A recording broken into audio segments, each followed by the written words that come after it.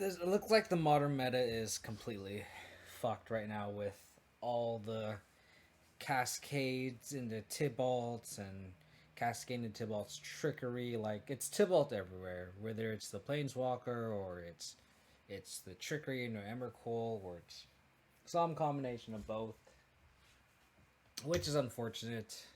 I know a lot of people have been off modern, so I guess we will just have to fight the good fight, and this is kind of what I'm going to be adapting here, where we have um, three deafening silences in the sideboard and a Gaddock Teeg. I think that's just going to be what we have to do to combat this meta right now. It's kind of unfortunate, but it is what it is. Actually, for this stream, I might just go up an Inquisition and take out and put this spell bomb on this side with the lantern. I think we want more discard spells in the main, and then have more hate in the sideboard. So we'll see how it goes. I think 7 discard spells is actually where we want to be with how heavy Tibalt is right now. So let me actually export it. I'm actually streaming in my bedroom. My girlfriend kicked me out of the office today, so you're going to be saying everything that I do.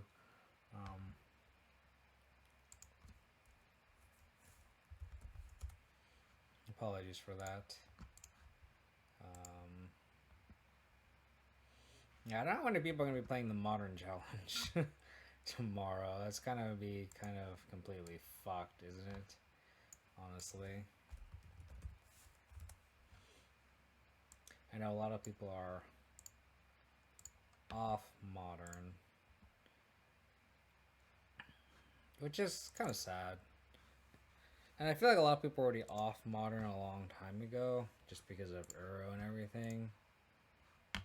But Tibalt is definitely making it a lot worse right now. So we're definitely gunning for it. What's going to be really funny is we play all the decks that gun for the trickery decks, and then we end up overboarding too. We are kind of having a blind spot. For example, an example that would be good against Tibalt's trickery is just kind of go wide decks. And I guess an extra Inquisition would help. So, who knows? We don't have a discard spell here, so it's kind of bad. But I was actually kind of curious. I'll check later. Put him mulling to 6.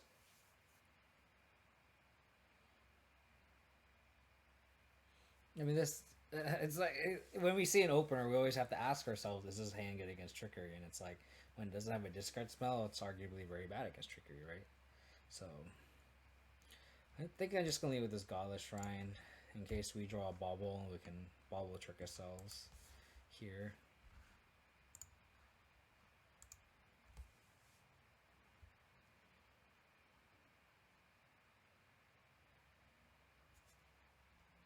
Damn. Maybe I should have with the fetch if I wanted to push something. In which case we would have been able to push this. Unfortunate.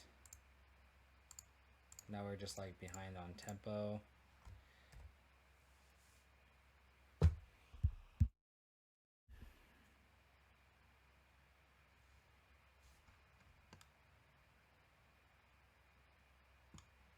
So this is like Greenwood with Claymores, which seems pretty bad in the meta right now.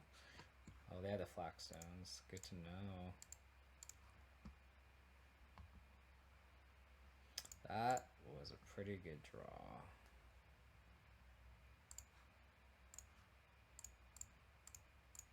We're gonna go to 15 after we thought use ourselves, but it's kind of funny because like we didn't play in the trigger deck in the first round, but then we just also just faced a bad matchup. So we got burned here. We could be flashing at a sword or a batter skull right now.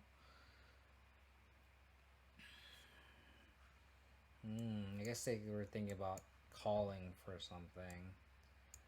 I think I am just going to take the Eldarmer's Call. It just represents a Titan right now.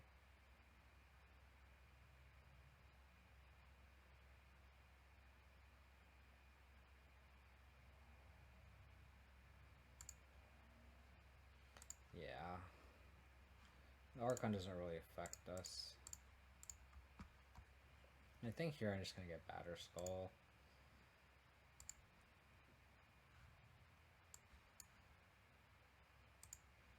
Just because we have the second sword anyway, so. And then realistically, we're probably going to just Liliana them next turn. Not playing that fetch land turn 1 really just fucked us up. It's just a mistake. Simple mistake.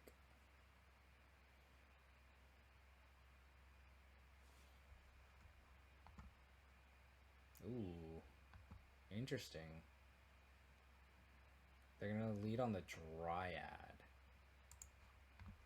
Which means we can just go off on this Liliana here. Actually, I think here we just lead on a discard spell, take the Ramanap Excavator. So the thing is, we could either A, lead on Batterskull, or B, Inquisition, take Ramanap Excavator. I kind of like taking the Excavator here just because I want them to not get any land drops. It's going to suck because they're going to be able to play a 3-drop and then we can't Liliana it, but I think that's fine because we're just going to have a Batterskull anyway. So I think we're going to Inquisition the Excavator away. And then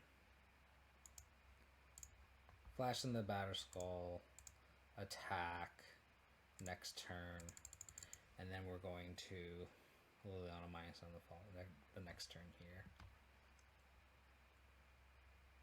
Because like this was their source of land drops, right?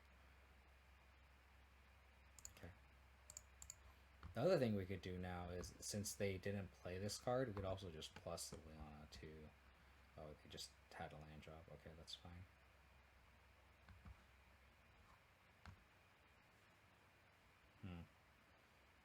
Okay.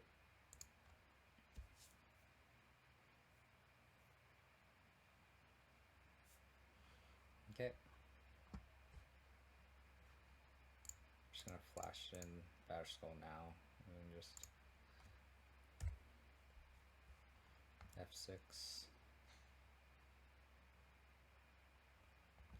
Abrupt Decay.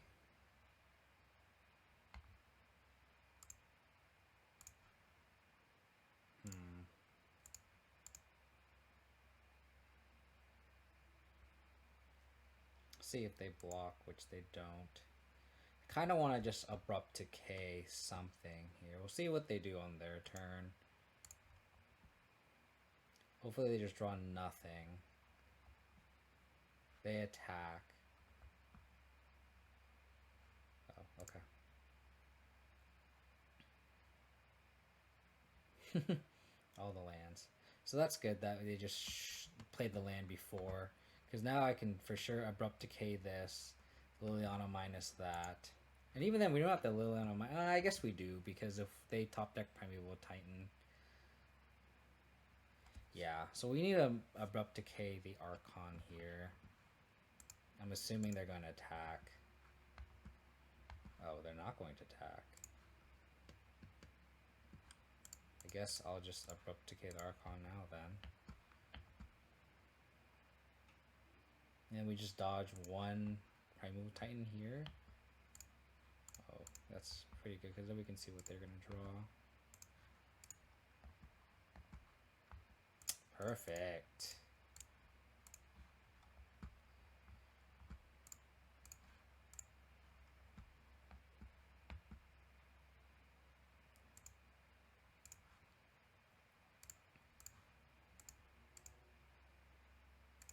Perfecto.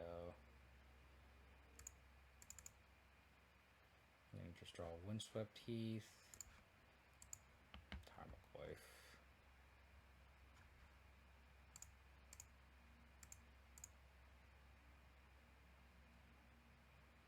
Liliana of the Veil. Attack for 5.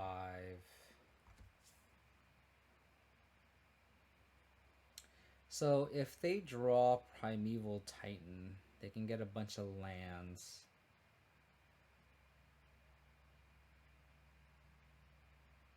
In which case I want to get Sword and Feast and Famine. So I think we're going to get Stoneforge Mystic down. Get a Sword and Feast and Famine. So that way if we draw a land, we can flash in the sword and attack. Probably just discard the Goyf, honestly. So that way if we need a double minus, we can do that next turn. So even if they have Primeval Titan here, we still have outs to it next turn.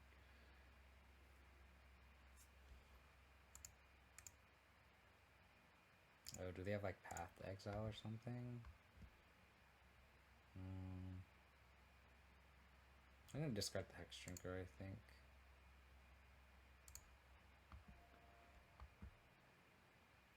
I'm feeling they have Path. Yeah.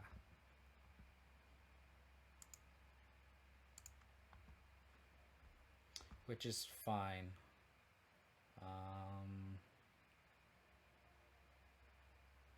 Guess we get the Swamp just in case. I think we just still discard the Hex Drinker here. Get Lurrus. Bobble. What do they have? Dryad does nothing. So this is game over. Cool.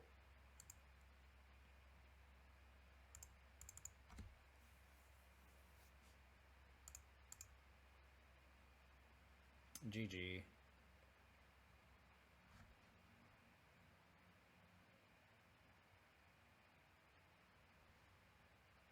So green, white, Titan.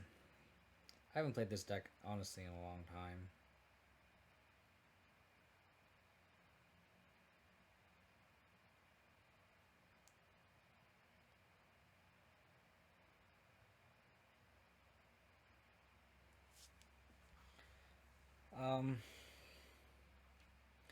The Ashocks for all these reasons are pretty good.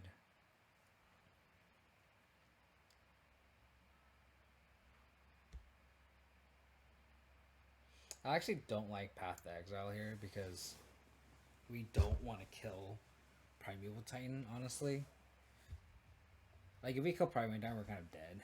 Like, if there was... Like, we need to either get under Primeval Titan or it's just going to kill us. Like, Pathing isn't going to do anything.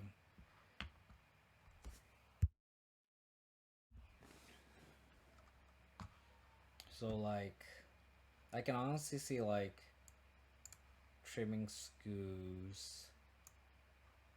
And then we want to keep all the push in the case because we want to kill Reclaimers and Dryads on the spot. So I can see like cutting a path here. Or I can honestly just like keeping the path. Cut the 2 Scoos or 2 Ashok seems like fine.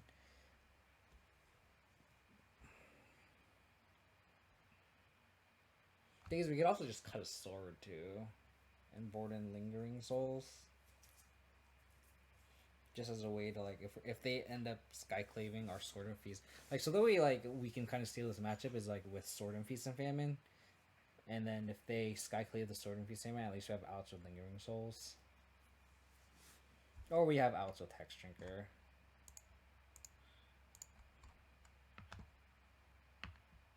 I actually think I like Lingering Souls more than Hex Drinker because of Skyclave Apparition. So before the stream started, I had 7 discard spells. I would probably have the second Lingering Souls over the Nihil Spellbomb that I have main. But, or I guess we do have 2 spots. We could probably just do 2 Lingering Souls because I really want this Sword and Feast Famine to connect, and the way we can connect is with Lingering Souls. So just we go a little bit more top heavy, but. I think we keep this hand. Because we can like squire away into a decent opener. And we have interaction. It's kind of a loose keep, I think. Because we kind of need removal spell if they have Reclaimer. Which of course they always do. So now we just need to bobble into it. So we can bobble ourselves. See what we have on top. Swamp. Yeah, so I'm going to... I gotta fetch Godless Shrine. I only have one Overgrown Tomb. So Godless Shrine, shuffle the swamp away. Bobble them. Explore. How's it going, Boat Guy? Hope you're having a good day. That's gross. Hopefully we draw into a removal spell. Thoughtseize, I guess, kind of counts. We can take the Dryad. We need to draw a Fatal Push right now, essentially. I can explore here. Foothill. So they have Dryad, Foothills unknown. Fatal Push off the top. Tarmogoyf. Since we don't have any removal spells, I think we just have to cash in on this Thoughtseize. Take the Dryad. Purge is... I don't care about Purge. I guess we just play this Blooming Marsh out. No, if we draw another land... So, like, the situation here is, like, do we just play this Blooming Marsh because it tends to be untapped? But then I think if we draw another Blooming Marsh later, we solve all these untapped lands, so it doesn't matter. So I think we're going to place Temple Garden tapped and pass. So they have Celestial Purge as our only card in hand.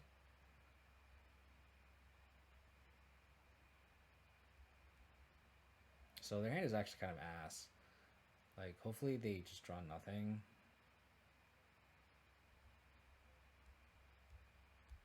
Which is kind of unlikely.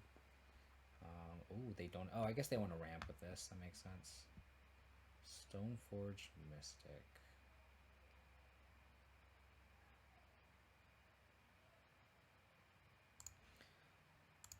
I guess we just play Tarmogoyf here.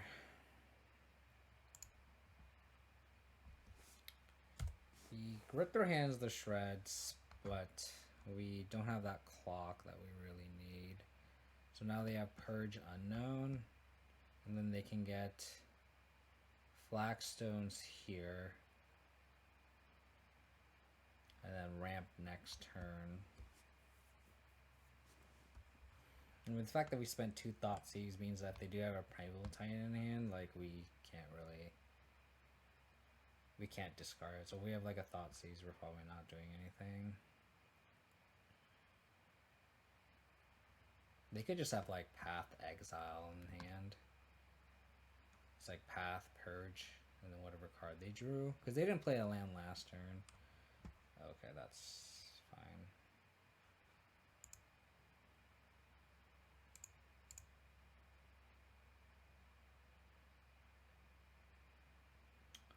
Hopefully we draw a removal spell here. Bobble. They exiled themselves. Interesting.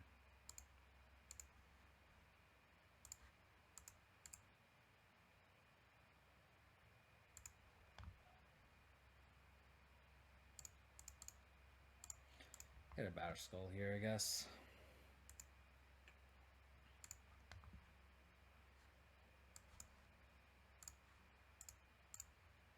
Going to keep a stop on their upkeep. I'll probably end step activate Reclaimer, and after it resolves, I'm gonna see what they're gonna draw, and then hopefully I draw a push, and then we can push this on their upkeep. I mean, they'll get one more activation out of it, but I think it's okay. Okay.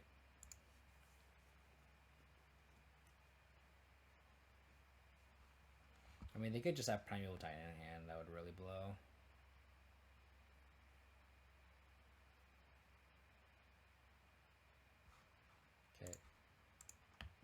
Them getting another Flagstones, I feel like that means that they oh,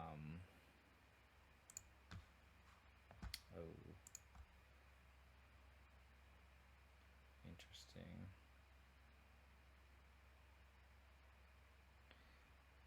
So now I feel like they're gonna have to path whatever I equip this Sword and Feast and Famine to.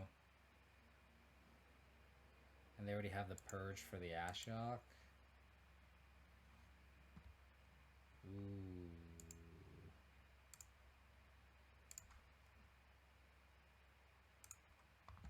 See if they use this path now. Going to Path the Goyf. So they have Purge Unknown.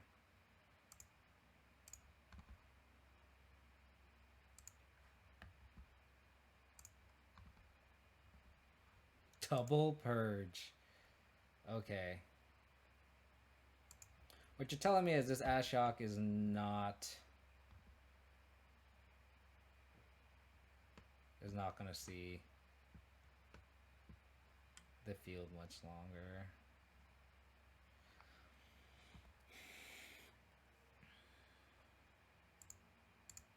I think we just need to hope that they don't top deck. I probably won't Titan here. I'll probably just end step, flash in this Batter Skull, and then untap, play Sword, actually hard cast a Sword, equip to the Stoneforge Mystic, and then attack, and see if they end up purging the Batter Skull.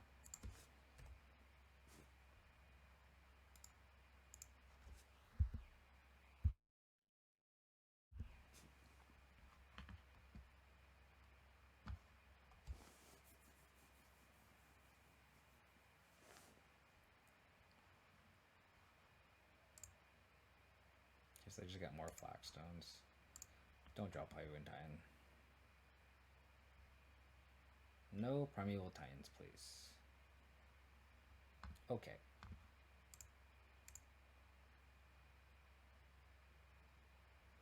So now we can actually equip the sword to this Stoneforge Mystic, make them discard Celestial Purge, and then we can play Ashiok here.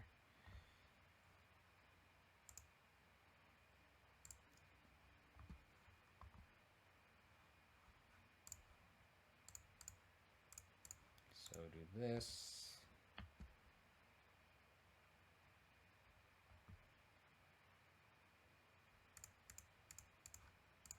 Equip here. And then that kind of incentivizes the Purge the Germ.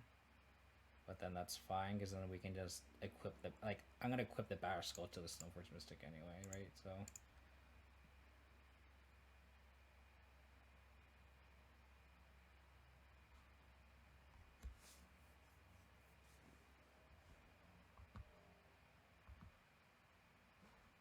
okay.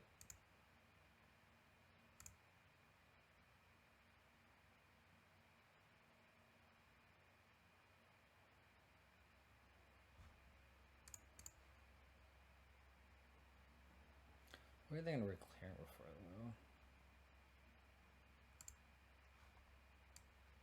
Thing is, like, they can't search for, like, Teleria West bounce land, so it's like,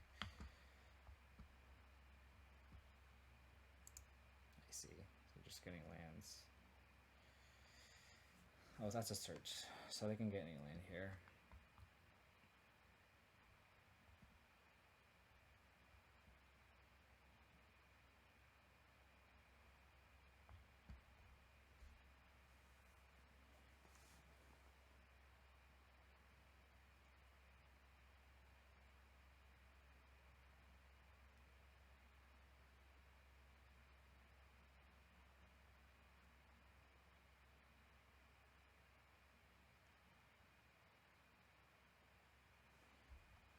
Oh, feel the dead.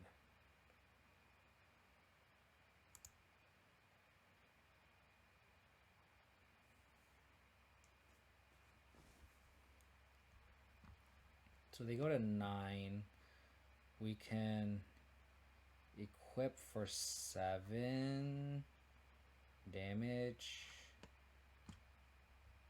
Luckily, this Ashok stops their reclaimers now.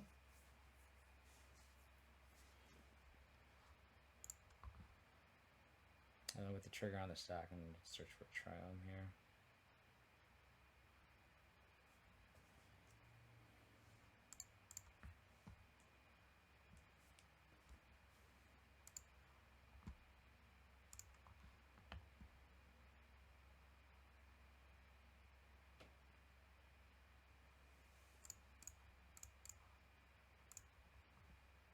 Not gonna minus.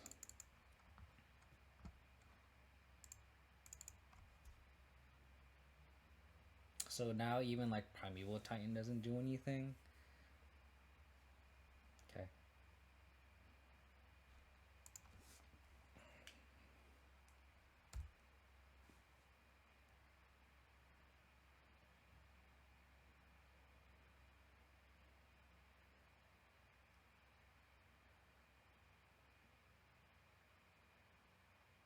Can't search, buddy.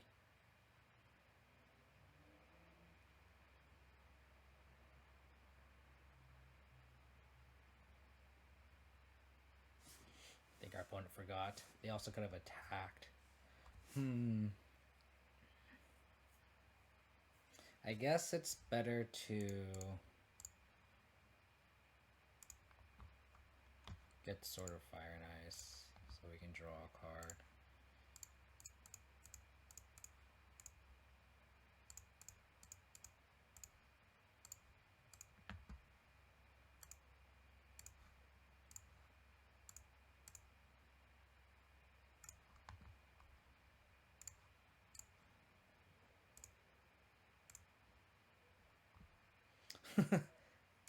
The rich just gets richer.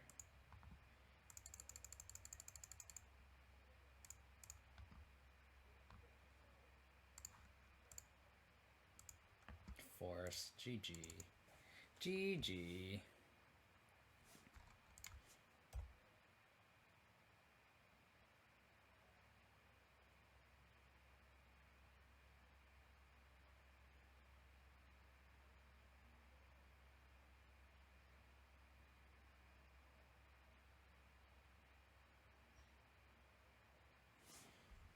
That was a good first match. Bad matchup that we just 2-0. There you go.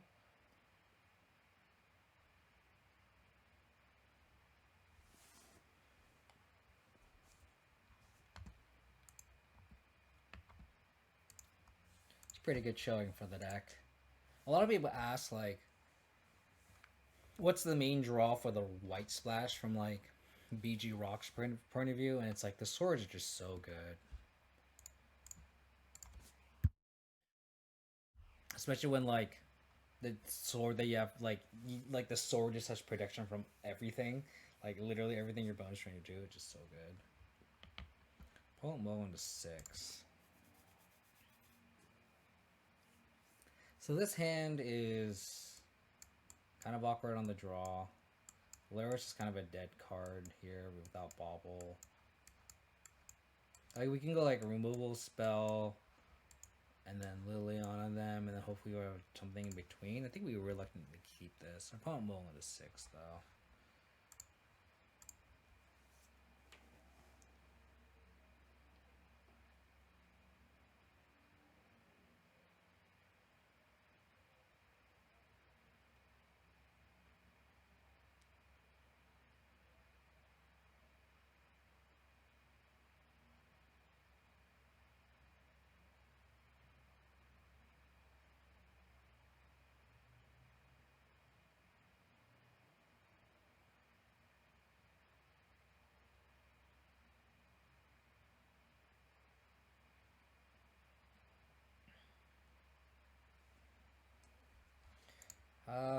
Bloodstained Mire means they're probably on the Tibalt deck, right?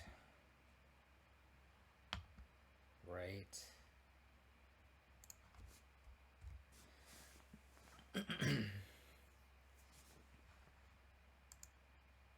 Oops. Sorry.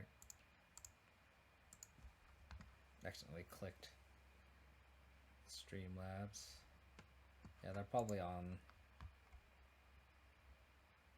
Oh. Well, what do you know?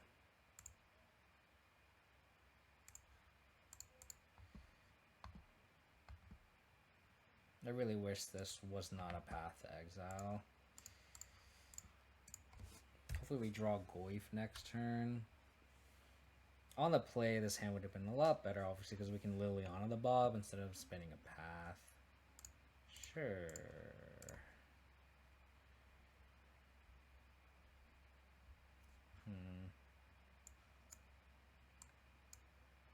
So we probably just take the Bob here. Hopefully they don't draw 2-drop and they go like 2-drop, 2-drop here. I think we just take the Bob in case they draw a discard spell.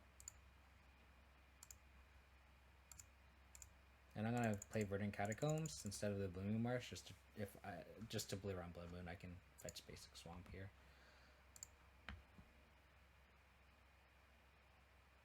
Channeler, you got it. I'm gonna fetch basic Swamp now.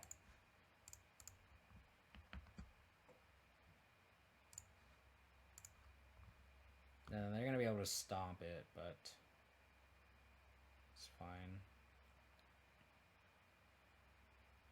I guess if I really want to play around Blood Moon, I should fetch Swamp here, Liliana, so that we can also play this Lurrus. Yeah, I think we just have to. I think we just have to.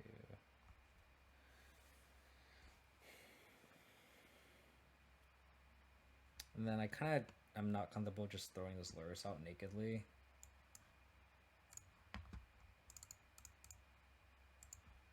I think we're concealing our green. Splash on the deck pretty well.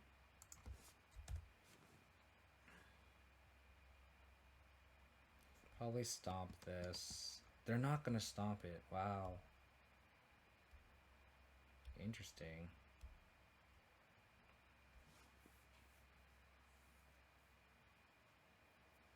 Or they just F6 through the turn?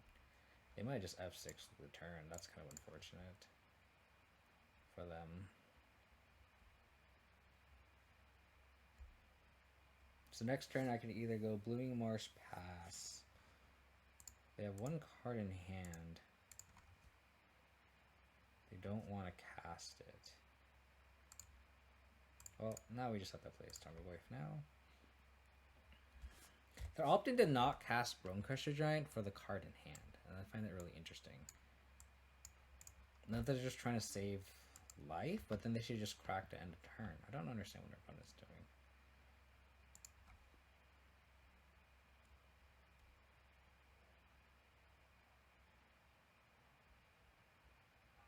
Oh, we get punished though. It was like if they Liliana us, then we can't bring back the Tarmogoyf. Oh, don't matter. It don't matter. Ugh. Okay, it's fine. Just unfortunistic.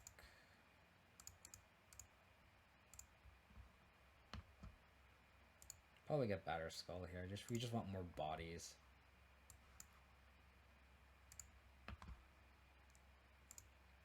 And the next turn, I think we can go Flash in, Batter Skull, Cycle, Triome. I think we're already at 5 lands, so I don't think we want the other. We don't think we want a 6 land in play. I mean, I'm sure there's situations where we do want it, but I don't know why they're not playing this.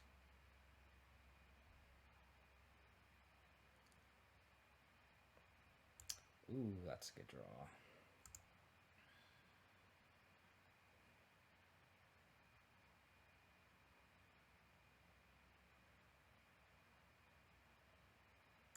Okay. Well, I'm glad I fetched the other swamp that other turn. I guess now we're gonna hard cast this Batter Skull. I still think I want to hold this Triome here to cycle it. Let's not bobble in case they draw a discard spell, and bobble on the upkeep.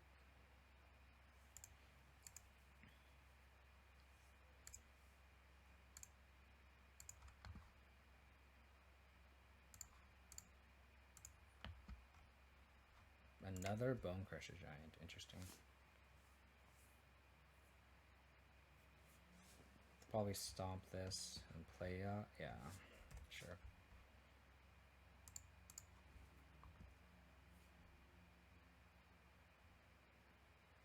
Yeah.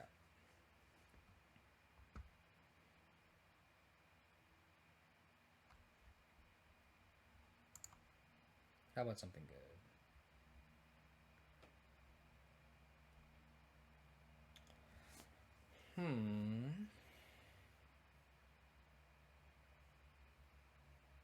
We can't play this Stoneforge Mystic, that sucks. But I think just playing the sword out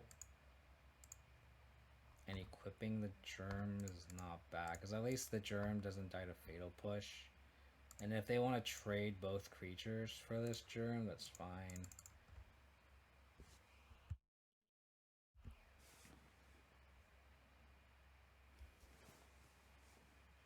Still kind of tempted to not play this Triome yet. Oh, they're gonna double block. That's pretty good for me, I think.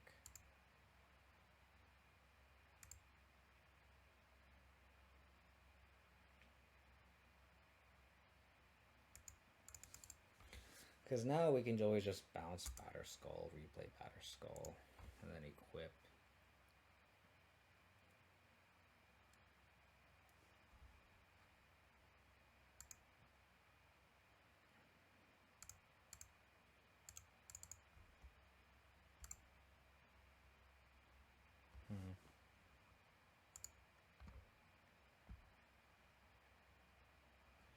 I think we just do the same holding pattern. We just need to dodge Kolaghan's command, I think. We're okay. Okay.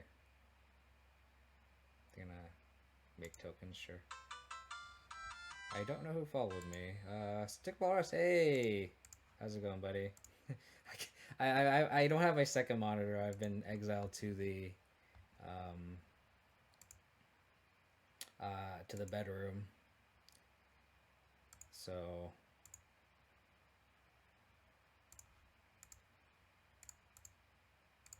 I'm gonna bounce this. No worries. No worries at all. So now we can play. So now I think I'm gonna play out this Triome. Luckily, it comes into play untapped because of the Blood Moon, and we can just equip the sword to it. So as long as they don't draw a K command, like, we're in a good spot here. And then now they have to like trade the whole board again while we gain 6, and then they just can't attack.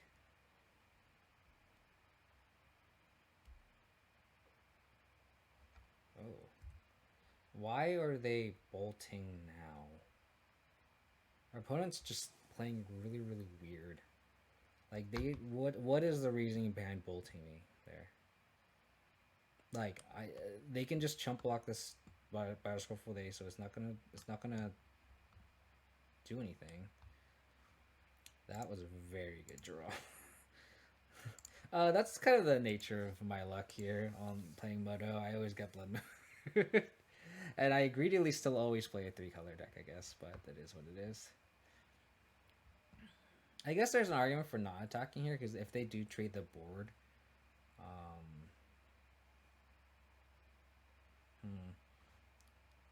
oh, they don't block. I was not expecting that. I should have probably played the Hexdrinker first. I was just under the impression they were going 100% block, but that, I guess, is a mistake. So I'm going to hold up 3 mana, actually. Just to play around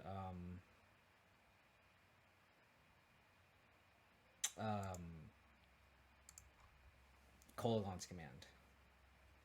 I mean, they could shatter the sword, but that's fine.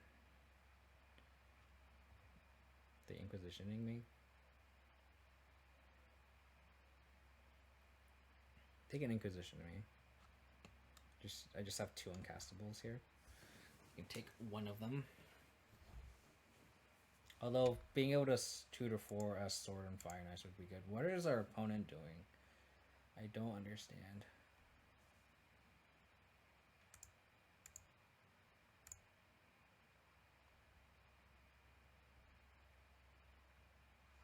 I'm just gonna give this protection from everything, I think.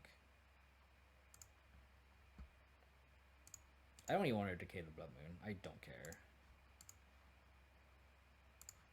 And even then, I can hold up 2 mana to Abrupt Decay something. Why do I like Abzan over Jund? I don't know. I like Abzan was just my first deck in Modern, which was like about like half a year or a year before Twin was banned. And I just always just played Abzan. And I delved into Jund and into Rock, and I played a little bit of Ponza. I think that's how I met you, Russ. But I've always went back to Abzan.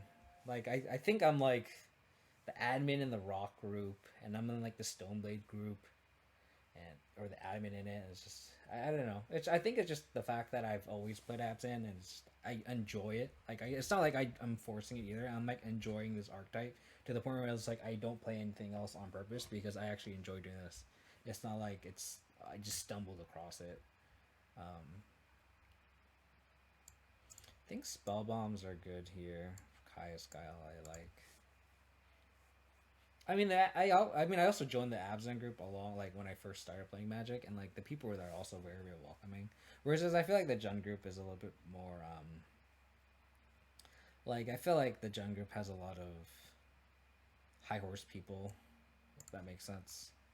People that kind of stuck up, which is kind of weird because it's like you would think the communities between Jund and Abzan would cross over a lot, but it's not the case.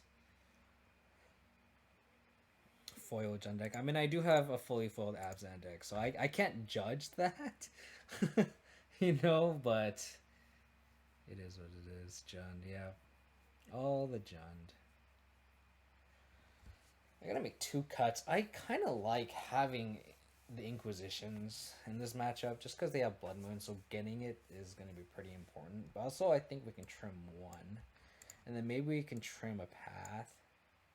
Just because like we don't want a Path in this matchup unless it's exactly Croxa. But even if they have Croxa, we have like 2 Spell Bombs, Skoos, and Kaya's Guile. So it's like it's not like we don't have the Graveyard Heat, right? So again, sorry, apologies. I don't have Vince Ferrer. Thank you for the follow. Really, really appreciate it. I think we just cut the Path because like we just don't want to path anything. Like even if it, like I said, even if it's Croxa, like I mean the only situation is if we want to path ourselves and we're under a Blood Moon, but like I think that's a really niche corner case scenario where it's like an emergency.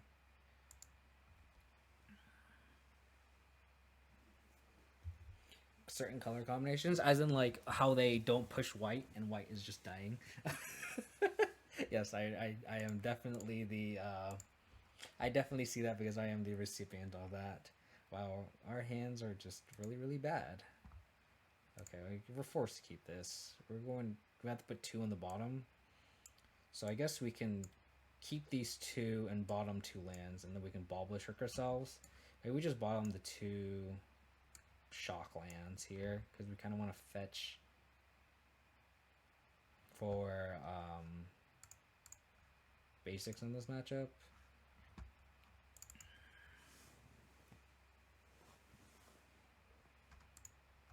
Okay, our hand is ass now.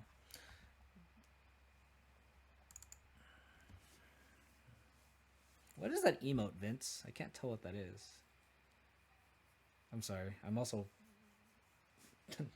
I don't have the best vision either, always. The Jund and blue-green completely pushed, and blue-white too if you're being fair. Anything related to blue. Yeah, I feel like white is the beneficiary of what blue gets, i.e. Teferi. And like even like people are like, oh yeah, white got Skyclave Apparition, but in reality Skyclave Apparition was like something they didn't even plan for. Like if you look at one of the articles about the development of Skyclave Apparition, they're like, oh yeah, like we just made it last minute. We didn't think it'd be that great, and it's like, so you purposely didn't make it good on purpose. Like you it was a mistake in the sense that they didn't expect it to be playable, right? Like that's kind of crazy. I think I got a Triome here. We revealed Marsh Flats, and I'm gonna shuffle that away. I could also just get Swamp, just to play around Blood Moon. Actually, maybe better. And then if we need to get a colored source, we can get it from the Verdant Catacombs. So let's see what we draw here. Oh, we just draw nothing. That's also fine. They could Blood Moon us here, right? So it's a matter of, do we want to get Forest for Abrupt Decay Tarmogoyf for Plains for Stoneforge Mystic and Lurrus? I think I want Forest here, just because we have outs to Blood Moon. So we'll see. White is pretty garbage. Orzhov is garbage too. Orzhov, like, it was like that brief window where Skyclave Apparition was pretty cool, and then Orzhov won the challenge, and after that it was just like, poo, like downhill. Yeah, and it's like the thing about Skyclave though is like Skyclave is just a good card. You know what I mean? Like it's solid. Versus like every other card just absolutely broken. Like it's actually kind of funny. I guess I'm gonna just fetch Forest now, just hypothetically thin. I mean the percentages are small. I'm gonna fetch anyway. I could see holding it for a Mistress Bauble, but we're already have another fetch in hand. Spell Bomb.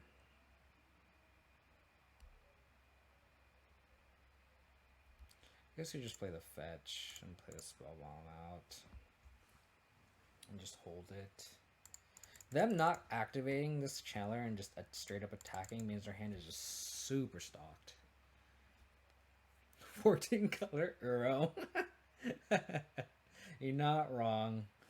You're not wrong. Okay.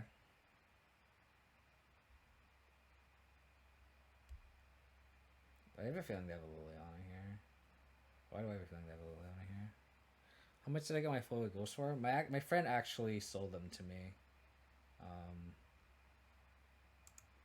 I think... sorry, I bought one from Channel Fireball for... I forget how much it was, but it was like slightly played, which it was not slightly played. It was actually a lot better condition than I was expecting. And then I bought 3 from my friend who was trying to buy a house. I'm gonna crack this now. I forget how much I bought for him, but I think it was like 22,000 and then some odd number there. Okay. So we still need something, because I can decay the Channeler now, so they don't have like too much going on. Which we don't. So now we can actually just get all of our basics, which is kind of good, but we're still behind on board.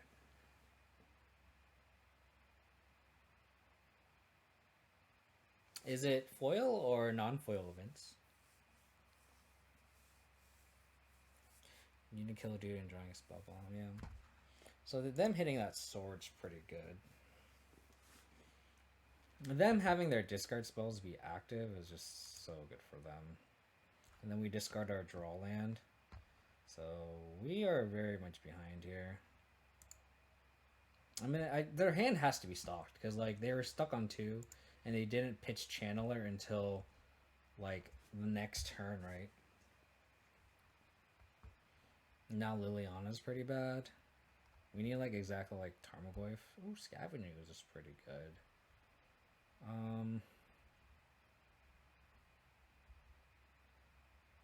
So I think Liliana is actually bad here, in the sense that we don't need the double black, but then we want to fetch Swamp or Plainser. So I'm going to keep this. I'm going to get Overgrown Tomb. I'm going to get Overgrown Tomb. And then eat the Croxa here. They're probably going to kill the Scavenging Ooze, which is going to blow, but At least we're not just gonna insta-die this Croxa. Poser foils and a second set of future circuits. I paid 1k in Bitcoin to get the best altars I could find. Altar, Mecha Godzilla, IE servers. That's pretty cool. I'm excited to see it. You gotta let me know how it turns out. I just like appreciate cardboard. You know, like no matter if it's altered, if it is misprinted, if it's foil, if it's non-foil, just like it's all good to me. I mean, that's why I go on Twitter. It's just to look at all the pretty cards. I mean, they totally have Bolt here, but we can't like not block.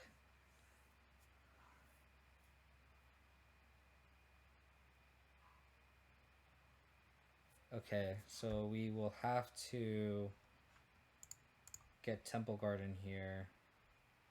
Do we have to get Temple Garden?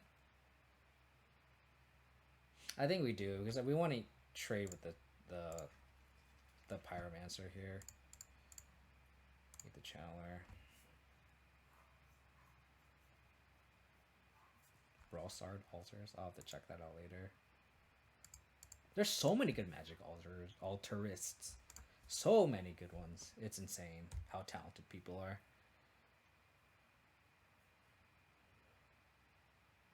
That wasn't bad. We died a Bolt now, but I mean, at least we have a really chunky blocker here. I mean, if this is your first time, you definitely want to find someone that's going to be very good, obviously. Oh, God. I mean, we mull into 5 this game. They have 2 cards in hand, so it makes sense that we're just behind here. We're just very, very, very dead. Because we pushed 1, and then we're just dead to a lot of things. This is Crux or Liliana. This is Liliana. It could be K-Command. Okay, we're just dead. Sure. I'm going to concede to reveal the Fatal Push that they probably know is in our deck.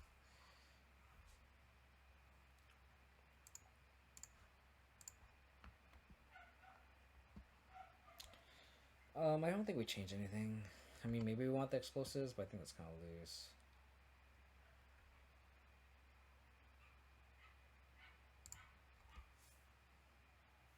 Did you legit alter on Mox or 2? Are you talking to me or talking to Vince, Russ? I don't do any alters. The thing about me is like I appreciate other people altering stuff and doing whatever they want to do with their cardboard, but like me personally, I can't do that to my own cards. I have to have like the OGs. Like I don't like misprinted anything, but oh, I was gonna look after, but now you piqued my interest, Russ, as our opponent is going to be sideboarding. I really miss my dual monitor. Like,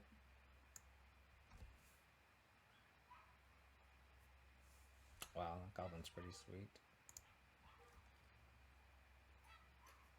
Ooh, I like that Soul Ring. That Soul Ring is sweet. That Trop is sweet. I can see why you picked him. It's a cool style. Yes, I would like to not mull into 5 this game though, deck. Thanks. This hand looks pretty good. I'll take it. I'm probably gonna get planes with this. Probably just bobble myself. But I'll probably bobble at the end of their turn. That's cool. I mean, as long as you like what you're gonna get, that's all that matters.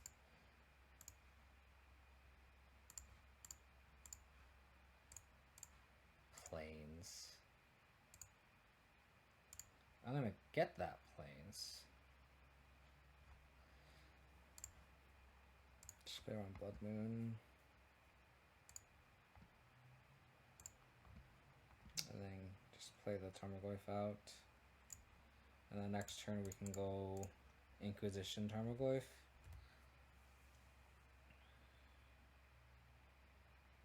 this Bauble protects our Tomorgoy from a lightning bolt. They have Dark Confidant, that kind of sucks.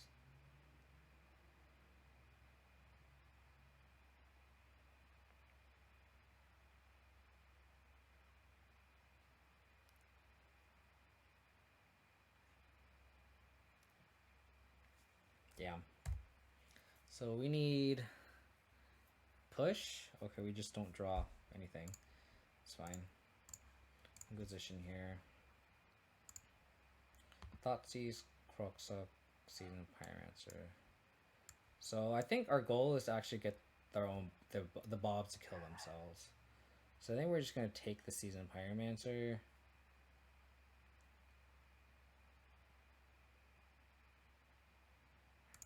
Yeah, we're gonna take the Season Pyromancer, and we're just gonna try to go aggro. Because like we don't have the removals for the Bob.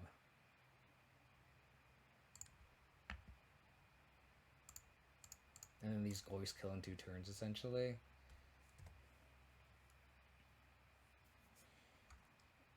Big money. Bolt does nothing.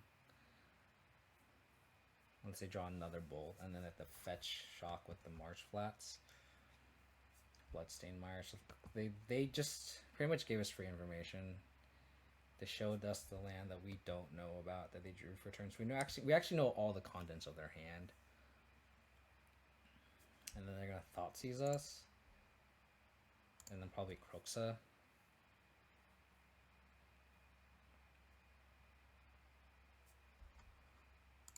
Wow, they're taking a lot of damage here. Yeah. I think I'm gonna pitch the Triome.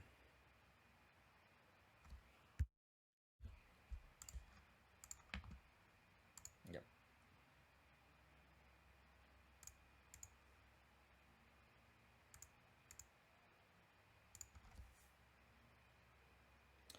That was fantastic.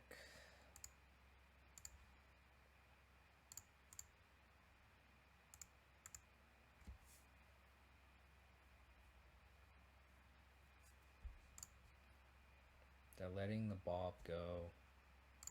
So I think I just have to cash this Lurrus in, even though they have Bolt and Kolaghan's Command.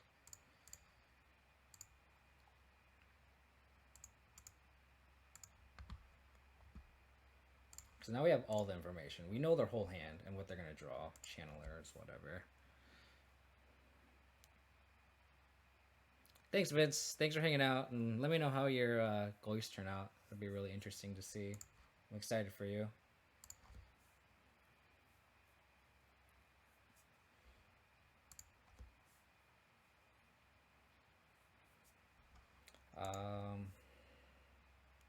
Don't know what they're going to do here.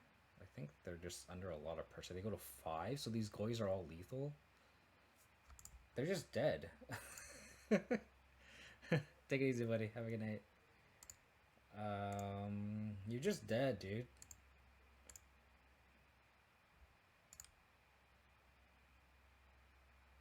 Wow, that was really good. We know your hand is 2 Kolaghan's commands. And these goys are 5/6s.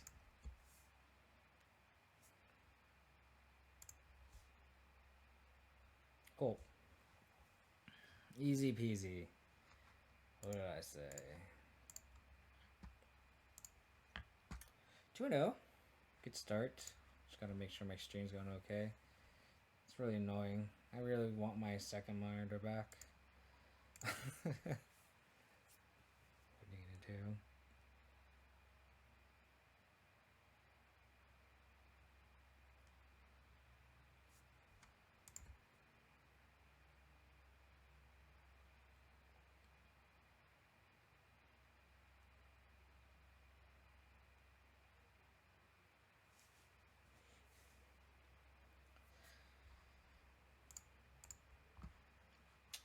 So no Tibalt yet, but we did just.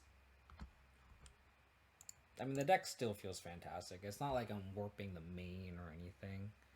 I mean, I'm taking out some cute sideboard cards that I really, really like. like dead weights and caustic caterpillars. I pretty much swapped them to put Gaddock Teeg back in the deck and Deafening Silence. So it's like there's pet cards that I really want to have in the 75 because they're more fun, but I think if I keep running, if the Tibalt decks are as popular online as I keep seeing it is on Twitter, which I really hope it isn't, is that we can just play good Magic like this where it's just fun. And no one just wants to play with us, I guess, because we keep pairing down and then repaired.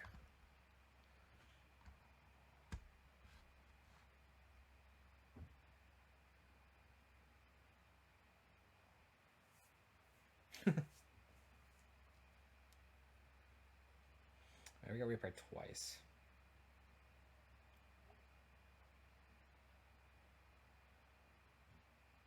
I guess that's not how you know if like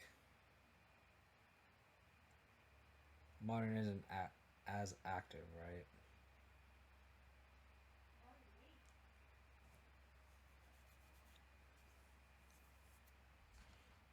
Third time's a charm, right?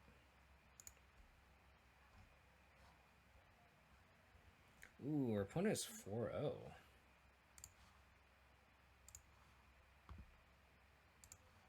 Every time our opponent is 4-0, we lose.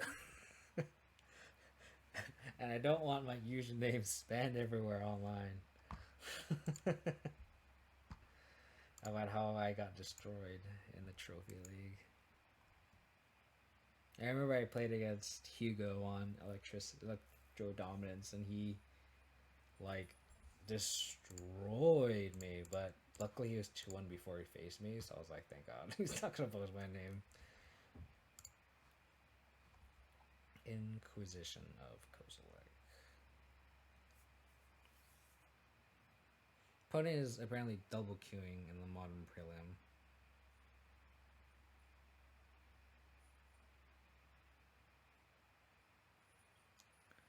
Oh, Boggles. Oh my god, main deck Deafening Silence? Are you kidding me? That's so funny.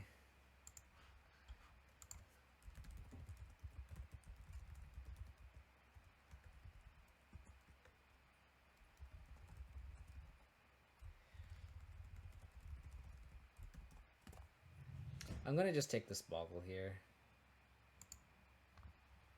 But that's so funny. Opponent. I wrote in the chat main deck Deafening Silence, lol, my modern Y. And opponent said I agree. Okay. So we know all the contents of the hand. If I draw a land here, which I didn't,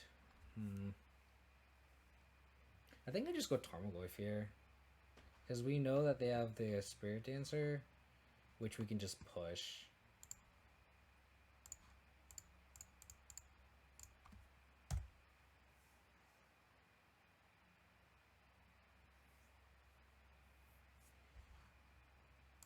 See if they play.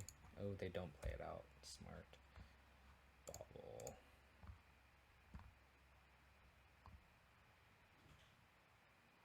Which is a great draw for us.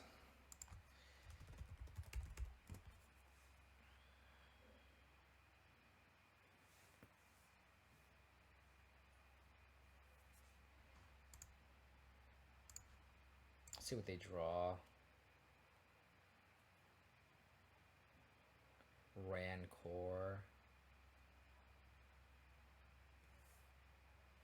Trying to figure out if I want to Thoughtseize. Well, I guess I can't because of the Deafening Silence, huh? So did not get punished. I don't know who's raiding me. Because I have one monitor.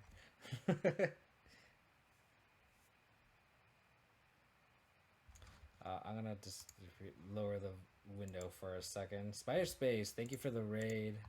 Hope you're Eldrazi. Hope your old Drazi Tibalt League went well. How's it going, everyone? Welcome to the stream. If you guys are new to the channel, my name is KO Diamonds, and I stream Abzan Midrange all the time, especially in these dark times as they are right now. I'm gonna push this end of turn, and I have been exiled to the bedroom with no second monitor, so I don't know who's following me. So give me a second. Steve's Train and Crab King 69420. Thank you for the follow. I really appreciate it. So we know 3 of the 4 cards in hand. I think we just start pressuring with Liliana here. Looking at your gameplay, Spider, it looks pretty. It has a decent backup plan, right? Like, it's just a better mid-range deck, which I think that's what the deck is kind of evolving to. And nothing beats the mid-range than like Eldrazi, right? I'm trying to figure if I just want to plus this Liliana. I think the answer is yes. Because I think just spending my money on a discard spell doesn't really do anything. Well, we can just play Liliana this turn, and the next turn play Lurrus. We could also just play Lurrus, just to have a clock. I actually don't hate that. And then if they bring Lurrus to hand, we can discard spell then. Yeah. Kind of like just getting Lurrus down. Just so we have a clock here. Yeah, Lurden, that's what it's all about. The commitment. But welcome everyone again from Spider Space's stream. And Spider, thank you for the raid as always. Always appreciate it. This Lurrus is not in their hand. I also like modify the deck to expect some trickeries. Like I have a 7th discard spell with BJX traditionally runs 6. And then we have like a 3rd Deafening Silence. And then we have a Gaddock Teeg for all the hate. It's funny because our Boggles opponent had main deck Deafening Silence. Like that Deafening Silence that was in our opponent's graveyard, that was not that was not a post-board edition from them, which is really, really funny. Explosives is going to be really, really good. Obviously, just blowing up all their enchantments. Kai's Guile because it doesn't target if they have Leyline. I usually have Caustic Caterpillar in my sideboard. It's unfortunate that I don't have it in this current list because I made room for Deafening Silence and Gaddock Teeg, so if they slam a Leyline, we're kind of fucked. Excuse me. I think we can just shape a path. And then I really like Decay here. I really like the pushes. I feel like maybe we can trim because the only targets we have are Dryad Arbor, the one of Dryad Arbor, and like maybe a Core Spirit Dancer. Maybe we trim the Sword and Fire Knights because all their Boggles are technically blue or green. I mean.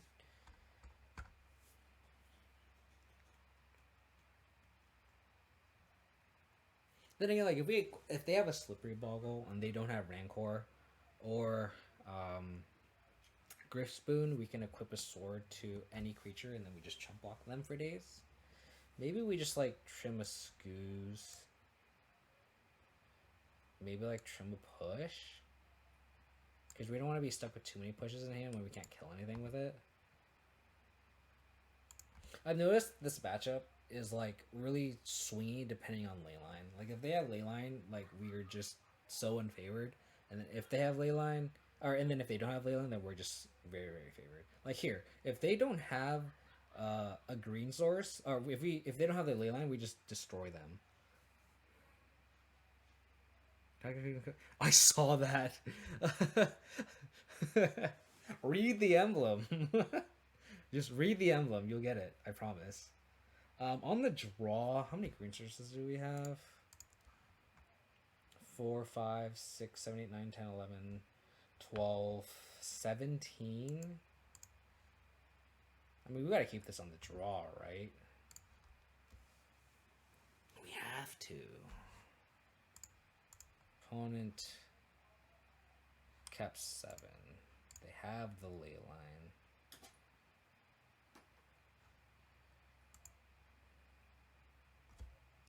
Seems good, opponent. Ooh, okay, so we just need a third land, and they just need to go all in on this one ball. And this Kaiosgal is just gonna destroy them. Sorry, I have to like, oh, damn it.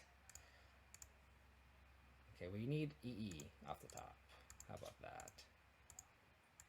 EE. This is embarrassing. This is embarrassing. Hopefully they don't have any. They probably have like Daybreak Hornets or something.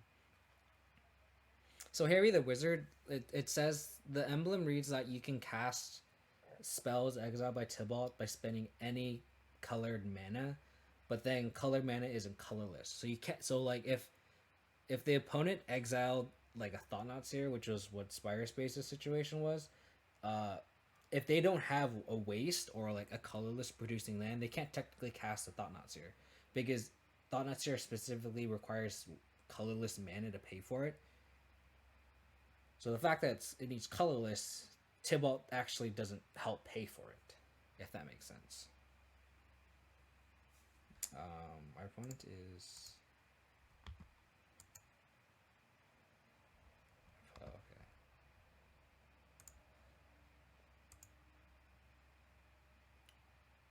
With the same for snow too? I believe so. If you're asking if it's like... I don't know, if there's like a card that's like requires snow mana, then I believe you can pay the colored cost for it, but you don't get the benefit of a payoff if it requires snow mana. So Astrolabe is a no. You can't. I don't think Astrolabe you can cast through Tibalt, right? Because you need snow mana to cast it. Yeah, so like Archon's Astrolabe, for example, like you need to. Yeah, so you can't cast Astrolabe. Our opponent is... Okay, so our opponent is just lagging. Our opponent said that they... I said Manic Deafening Silence for those... This is before Spider's Raid. I said why Modern Rye. Opponent said I agree, do what you gotta do. I respect it. Oh, there you go. They said this is League 7 in a row where they went 4-0 and lost. And I mean, that's pretty crazy win rate. What is in their hand? Don't understand. So we need like... Engineer Explosives would be the best draw, obviously. But we also need a third land for it, too.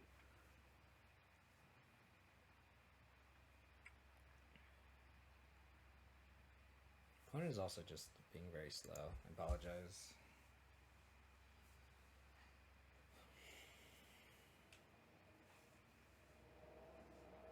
It'll be interesting to see how the modern meta evolves. Because the deck changed so much within this week.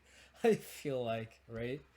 Like, we went from, like, an all-in Tibalt Trickery combo deck to, like, all of a sudden just, like, oh, now we're just gonna go into like a mid-rangey deck, and then now we're just gonna go over the top. Like, it's kind of funny.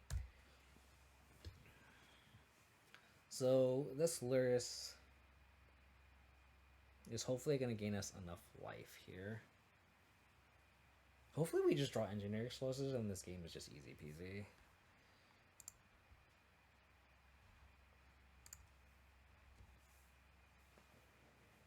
Then we can just like attack with the Lurrus, bring back Engineer Explosives from the graveyard. Like, that would just be the best, right?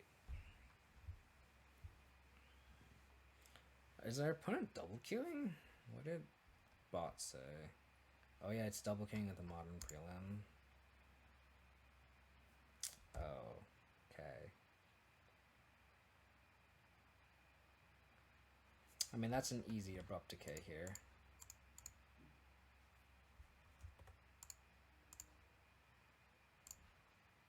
So they just have an all creature hand. I think I'll also just find trading if they want to trade. Oh, yes. Go all in on this Scout, please.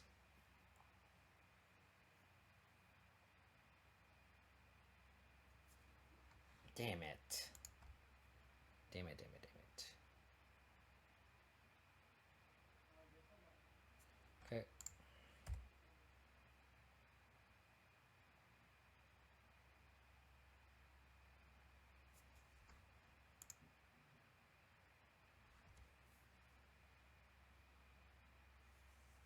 So I guess we just Abrupt Decay the Corpse Spirit Dancer and play the Scavenging Ooze here. We're just so close to stabilizing. They just need to not draw a creature for 1 second. Just 1 second. Just decay this. I mean, they probably just have a bunch of auras. Now they have 2 cards in hand. They drew off of the Spirit Dancer too.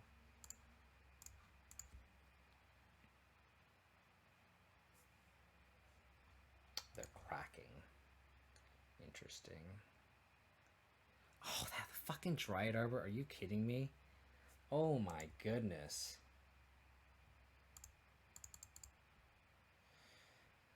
Oh my goodness. I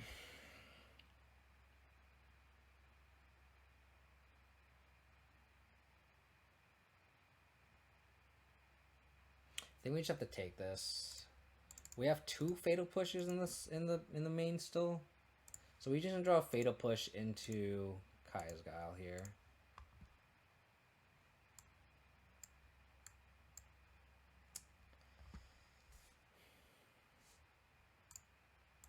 I think we just have to lay on a plus here.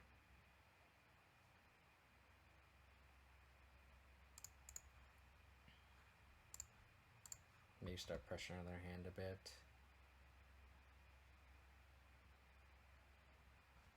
Leyline of Sanctity. Just keep drawing Leylines, please.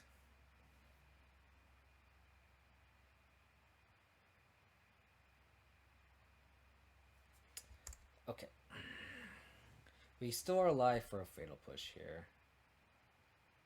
Oh my god. Now we are dead? I guess we can go to 9. Take... Oh, yeah, we're dead. Right? So we go to 9. We take 8. Yeah, we're just dead.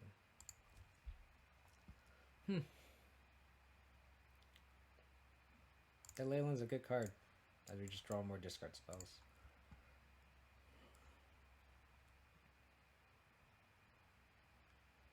I think we just keep the 2 push. That's fine. I could see an argument for maybe Living Souls, but like they just have Rancors, so like Living Souls are just so anemic.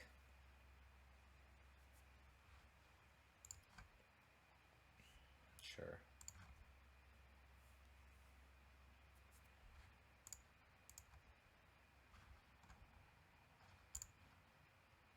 Hopefully our opponent just mulligans too aggressively for a Leyline. That'd be smoking hot.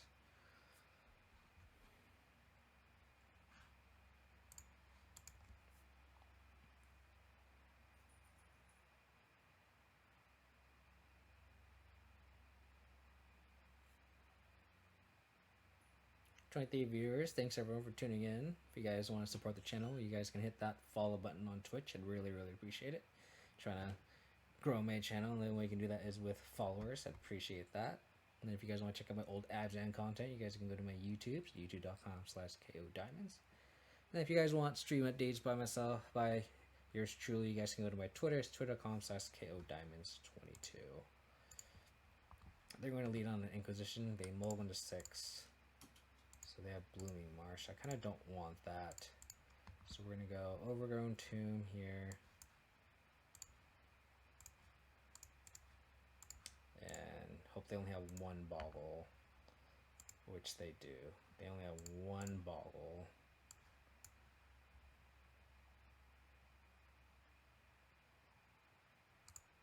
Yeah, just one Boggle.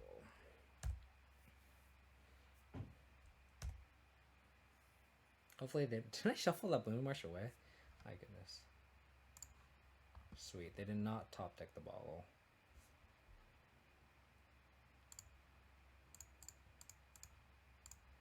So I'm going to get a Batter Skull here. And then next turn we can go Inquisition, Flash, and Batter Skull.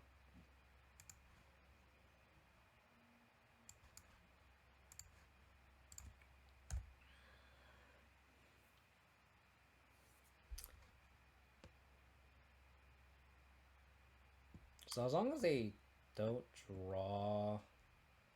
Ooh, they're going to go for Dryad Arbor. Interesting. Oh, really need a Fatal Push here.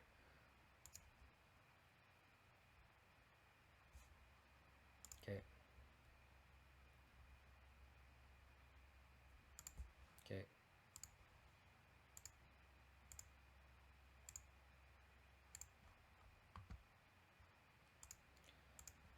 So we know 2 out of 3 cards. Let's see what they're going to draw. Rift's Boon. Interesting. I think we have to take the Coronet.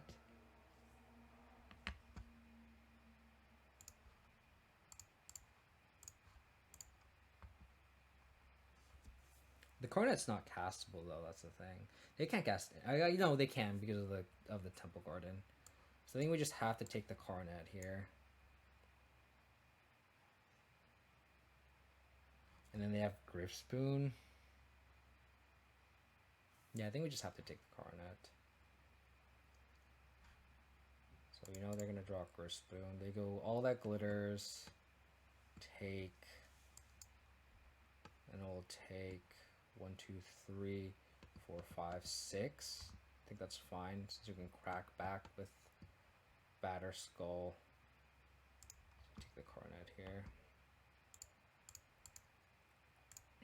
Where's our Fatal Push one time? Well, I guess Fatal Push wouldn't work because of the Umbras. Liliana? That's a good draw.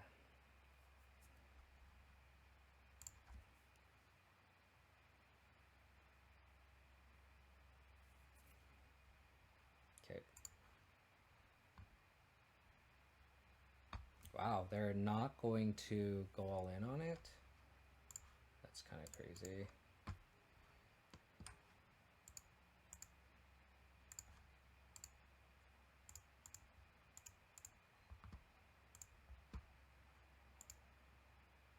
Non-land permanent clause.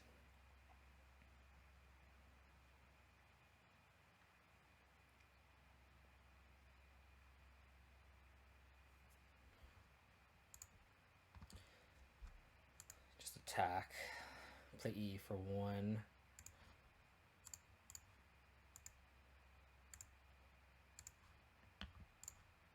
Don't want to play this Hex Shrinker out, obviously, into this face of this E for 1.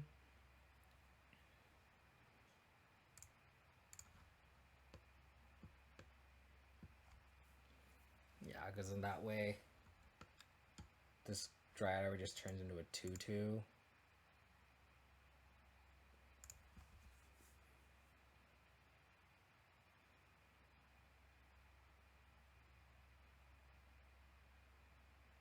Core Spirit Dancer.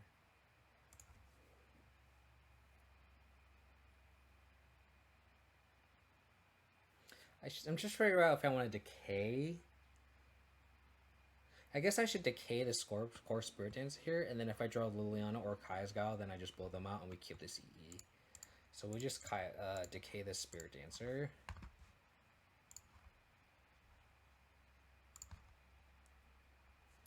Like that. Yeah. Sorry, opponent. You're not going to trophy.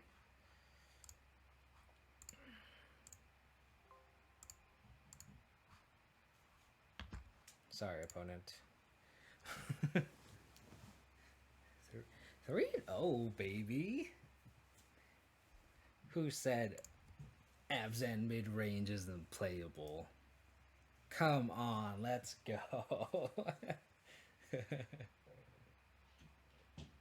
Now we're just gonna play against two Tibalt decks and just get absolutely steamrolled. But what are you gonna do? Who said you can't do well with Abzan? Come on.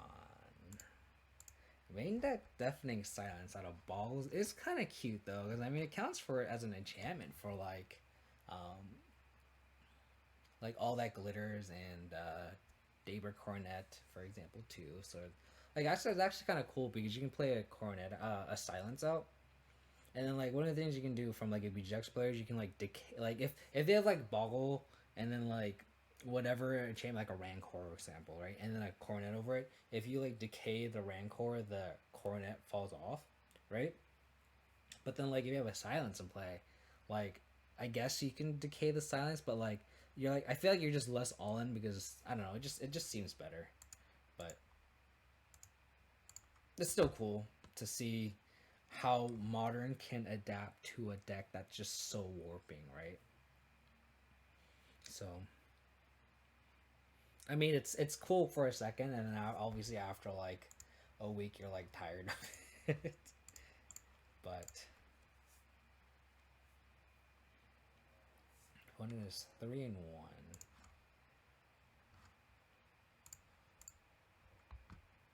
Cool. Another Lurrus deck. Interesting. I'm probably going to bobble on their turn in case they have discard spells of their own. So, I mean, Lurrus just means they don't have, they're not a Tibalt deck, so that's good for us, I guess. So we're just going to go Blooming Mars Inquisition, I guess.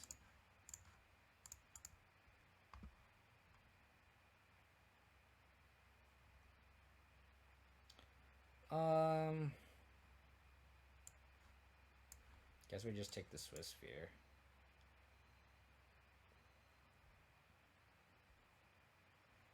Yeah, I guess we just take the Swiss Sphere. The fact that we don't have our main deck Spellbomb kind of sucks. I cut it for another discard spell. But I think we should be okay. I would just upkeep Bobble them.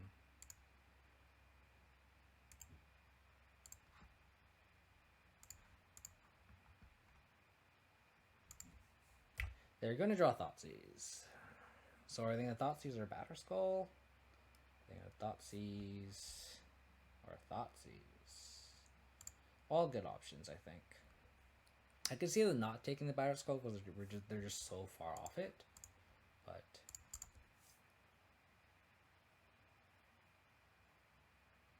I've seen weirder takes off a discard spell.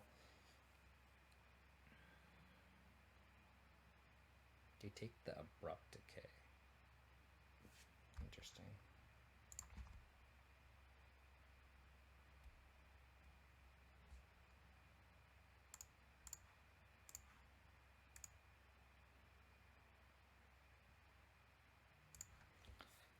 We're going to play the Triome here.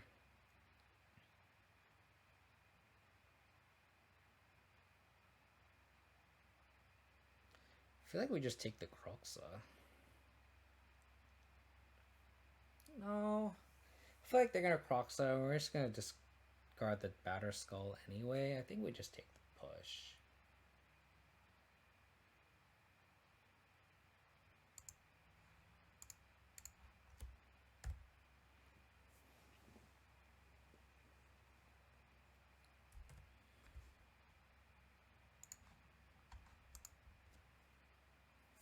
Bloodstainmire. So they're probably going to Croxa us, which is fine. We just discard Batterskull, and then on our turn we can Liliana plus.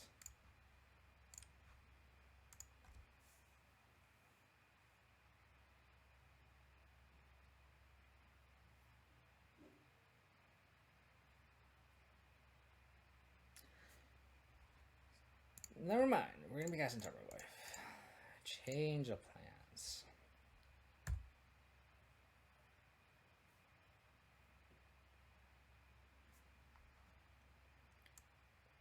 They have another card in hand. So, oh. Interesting. They don't bring Lurrus to hand either.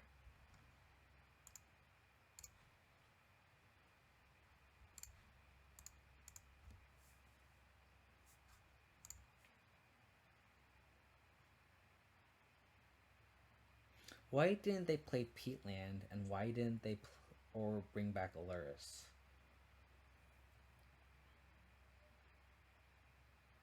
I think I just Lily on a plus here.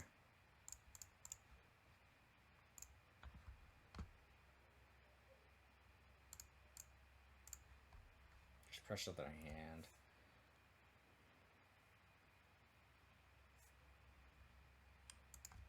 So they're all in on this Croxa here. Because now they can... Which is kind of strange. Because now they go Peatland, Croxa.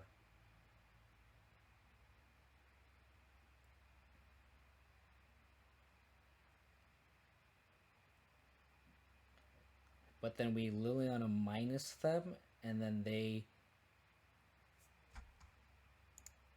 die.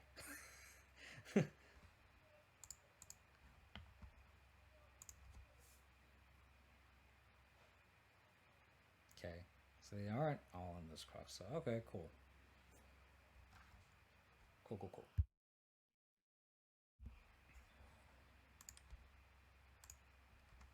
How's it going, Roundsley? Hope you are doing well. Happy Friday. So spell bombs are good for Lurrus, Croxa. Lingering Souls is always good in these kind of BGX matchups. I like Kaya's Gal here. What to board out? I think the discard spells are kind of a snap takeout here. Thing is, how many discard spells do we want to keep? Like, is 2 okay? And at that point, do we just want engineered explosives instead? Because we saw Swiss Sphere, right? So they're probably on like Swiss Sphere, Croxa. They probably have Soul Scarred Mage. So like I can see an argument for engineered explosives. Just got home from F&M, took the 4 with the enemy deck Valky Cascade. I feel dirty the whole time. Yeah. I mean, I'm not saying I'm not judging you, but there are some side eyes going on over here. The real question is, how expensive are Valkyries in paper right now? Are they... Because I would imagine they're kind of expensive, right? I know online they're like $80, which is absurd. Like, why are they so expensive?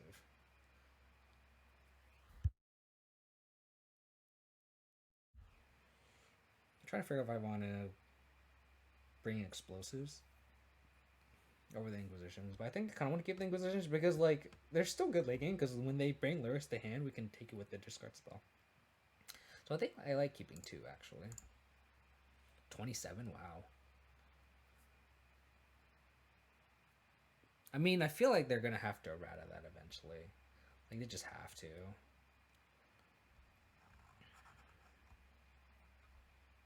Sounds fine. They're either like, I feel like banning it doesn't make sense because it's a new card in the set, but I feel like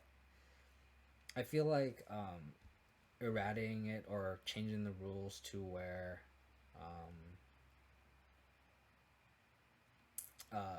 you can't cast the expensive have, which I think that's how it just should be. Just because, like, intuitively, right?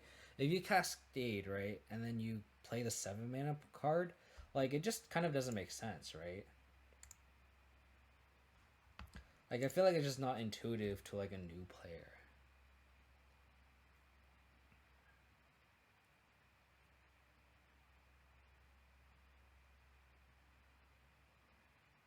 And then you don't have to ban anything, and it's like it just makes the like just making the rules more intuitive and saying you can't cast the 7 mana side just makes sense, right?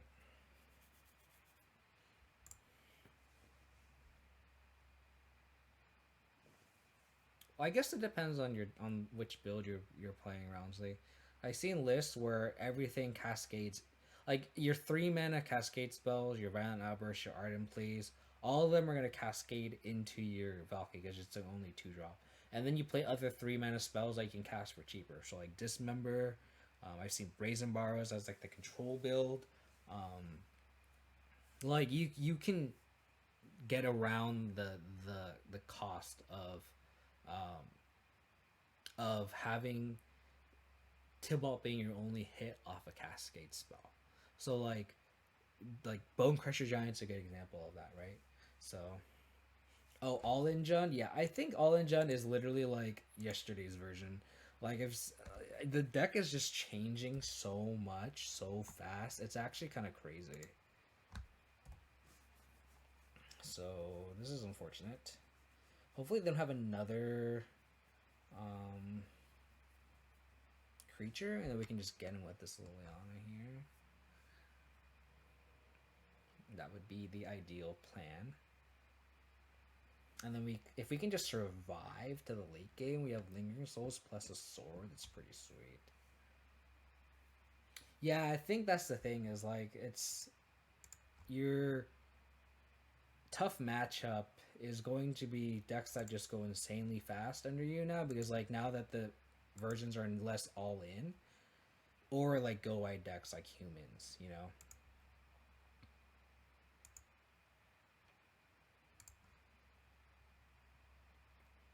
Hmm.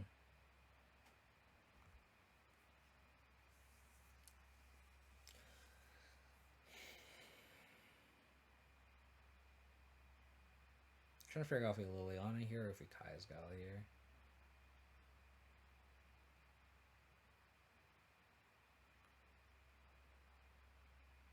I think we just Liliana. I kind of want to play this clearing though. Does it matter? No, it doesn't matter. We should play just the swamp to take no damage. Lily time. Yeah.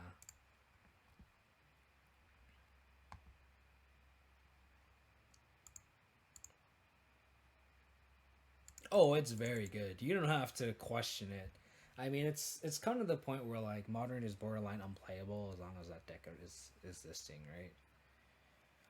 Which is kind of sad. Like modern goes through those kind of phases where it's just like, dude, why? You know.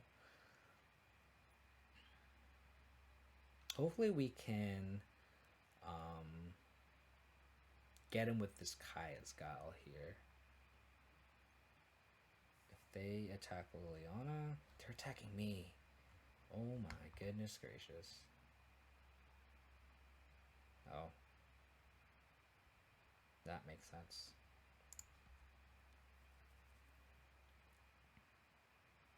I guess we can Liliana plus, discard Lingering Souls, cast Lingering Souls and Tarmogoyf and pass. And then we can Liliana minus them and Kaya's Guile them too. I think that's the line here. Cast Lingering Souls here. Play around the off chance with a surgical. Tarmogoyf. What? Is there Jund? Did we see that game one? Am I just like tired from work that I'm missing something? How's it going, Poisonly? I would recommend taking out the discard spells in this matchup bringing removal. That's what I did. I mean, I could have boarded in the engineered explosives, which could have been better here. But I like keeping in some number of Inquisitions just to like, they're not dead because they still bring the Lurrus in, right? So Dismember, bruh. There's no instance in the graveyard, dude. Poisonly, I'm just out of curiosity. I'm trying to figure out how people find me. Um, Where did you like which outlet do you see my post? Like, do you see my post through a Facebook group, or do you see it through Discord, or is it my Twitter? Just kind of curious how people find me. Damn, that sucks.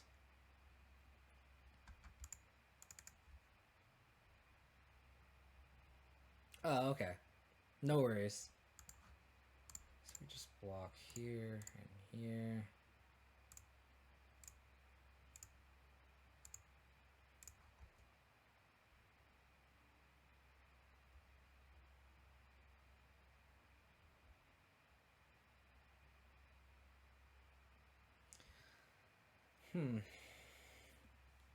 I guess we go Hex Drinker, block, and we can have Kayasgal as insurance. So I think we attack here. Play Hex Drinker and then just hold up Kayasgal that they didn't know about.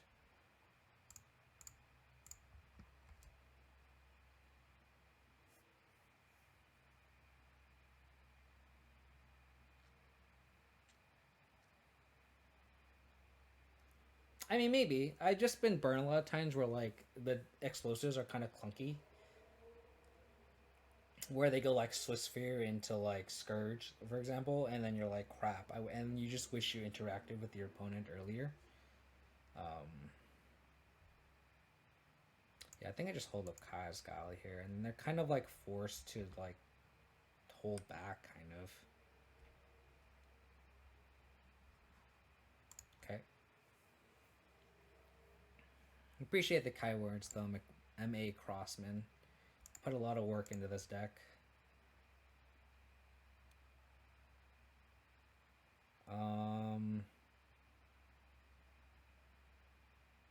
I don't think we can play around TBR, right? Because we go to 11 casting this Kayasgal. They're 9/9s.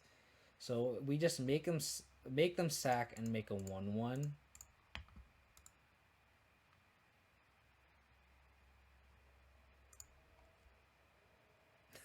Damnations then. Definitely had that in my sideboard at one point. That's for sure. Yeah, so then if they have it, they have it. Oh. They're digging a TBR. Yeah. Let's go, baby. Going for the trophy. Let's go. Let me make sure my stream is going. May I ask the the matchups? Oh my god. I had a long day of work. I'm sorry. It was we just saw I guess Jun. We saw tournament. So it was like Jun, Lurrus, Boggles, Green White Titan was our first match. It was no Tibalts or anything. And before Valky Trickery destroys dreams. That's what I'm expecting, Dylan. I'm not gonna lie. That is what's probably going to happen. I don't remember what we played against Tritty here. It was Boggles, double Rakdos. Yeah, so it was Boggles, double Rakdos. Sorry, it was Rakdos and then Jun Lurrus, Boggles, and Green White Titan. So no Tibalts yet. I mean, we're definitely prepared for it. Silence on the side, exactly. We have 3 Deafening Silences and 1 Gaddock Teeg for the Tibalts. We have game against it main board because I added a 7th discard spell too. Some good wins in there. Yeah, I mean our first match was Green White Reclaimer Titan, whatever you want to call the deck. El Domri's Toolbox. That matchup was pretty decent on our end. We just destroyed them with our discard spell. Like, just, our game plan. Discard spell, kill their thing, attack. the usual BGX plan. Well, as we are playing for the 5-0, hope everyone can support the channel. If you guys want to support the channel, you guys can hit that follow button. I'd really, really appreciate it. If you guys haven't, and if you guys want to check out my old Abzan content, you guys can go to my YouTube. And then if you guys want to get stream updates for myself, you guys can check out my Twitter. It's twitter.com/KODiamonds22. All the information is on the bottom of the screen. Yorion. Oh, we're so fucked. Yorion's just such a bad matchup for us. And I think these two roll spells are probably just dead.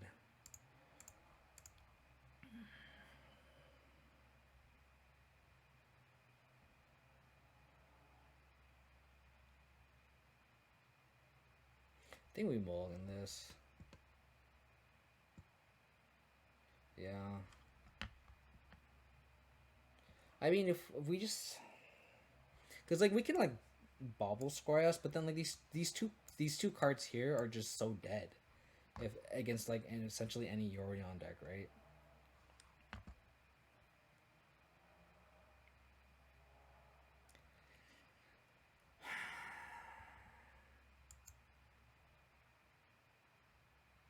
I think we just mulligan. You keep it. I mean, in the blind,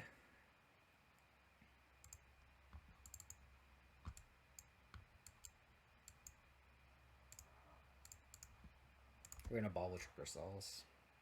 Because I guess it can make sense that if they going with like turn 1 whatever, we kind of need the removal. Yeah, exactly. So we're against like some sort of snore variant, probably. Oh yeah, so we're just like against some like good stuff Yorion list. So we need to find like a Stoneforge Mystic or a Tarmogoyf here. We reveal Batterskull. Probably the worst draw we could ever have, so we're gonna shuffle it away. Thank you, Mr. Bobble. How about a 2-drop?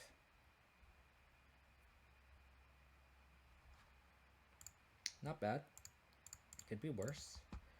Probably get Batterskull here, force them to interact with us. And then if they have like Teferi, that's good because then we can just, like, it's just good value for us. Green, white, TNT. I don't know if that's true. I don't think that's the case. I don't think D&T would run abundant growth. They're playing like Thalia's.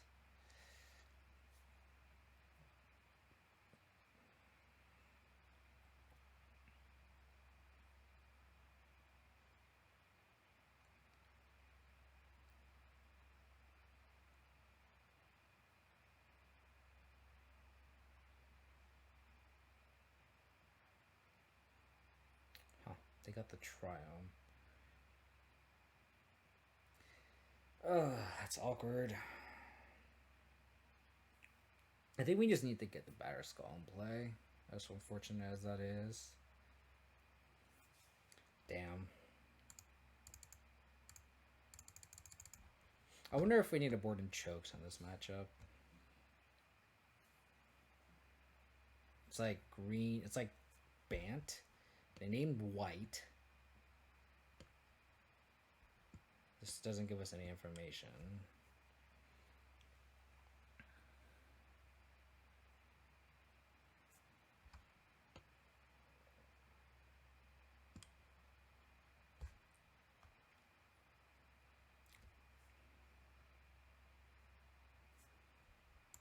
Can't F6. Yeah, they're on Bant. I feel like chokes would be pretty good here. Ugh. That is pretty brutal. Another land would be nice because we can go Thoughtseize into Scavenging Ooze. Thoughtseize in the Hex Trinket isn't bad either. Well, we gotta take the red and 6, and then they're going to Teferi our Hex Drinker away.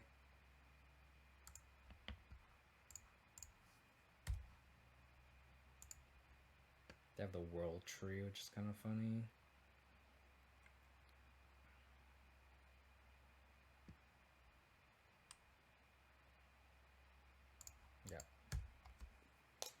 mean, if we can get a land and we can slam this Lurrus into play, and they don't have any reaction, like we're kind of in a good spot, honestly. But we kind of need to draw any land essentially, because now that we have the basic forest and we have their tap land, thank you.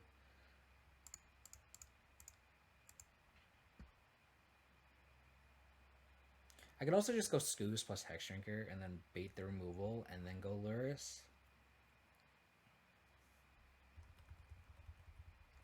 Because their hand is their hand is 2 lands and unknown. They don't have the Yorion in hand. Maybe we just go Hex Shrinker plus Scavenging Ooze. And then we can Lurrus next turn. Yeah, I think I like that line more. Instead of having our Lurrus completely naked.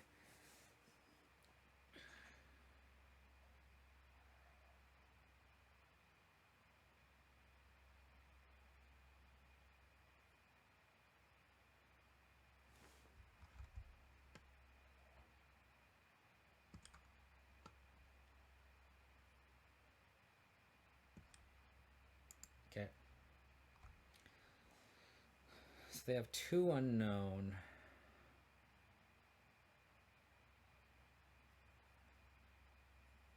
Oh, they put Yorion on play. Okay.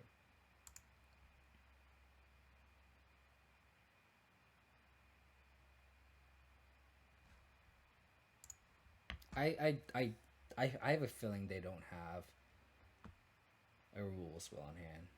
I just feel like they don't. So I think we just send 1 at to Fairy. Or we could just be super greedy.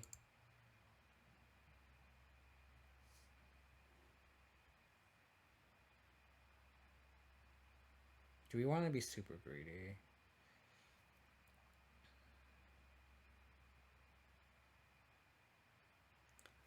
Yeah, Misty Reinforce 3 unknown.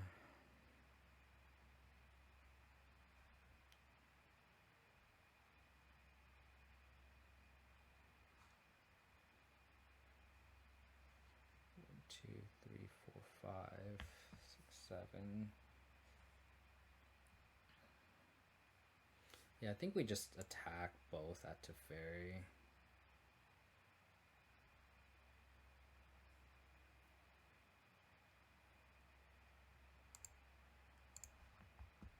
Is that I feel like that's a bluff, but I don't think we can afford to not do this anyway.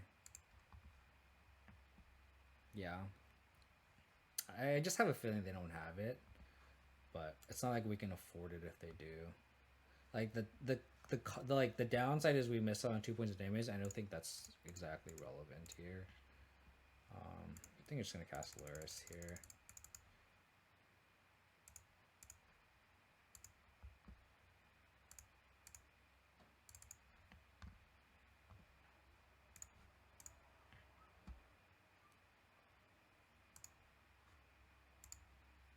Yeah, it's Lurrus time. Kind of just need to draw lands, honestly. I mean, they'll probably just Yorion here, and then we have answer to it. They play the Misty. So now all their lands just... Interesting. Oh, are they gonna... Oh, okay, I was gonna say, I thought they're gonna have Mystic Sanctuary to put Verdict on top. That would suck. So now they have 3 mana. Play Yorion. You can essentially draw a card here.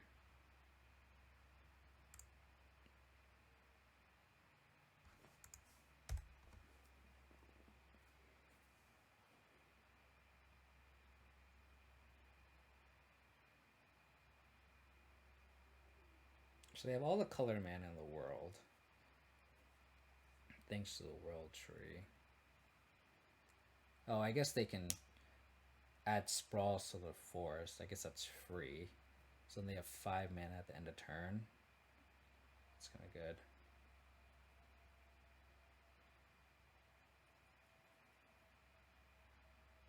It's kind of good. Thing is, like, if they have a removal spell, they would have killed the Lurrus now, I think.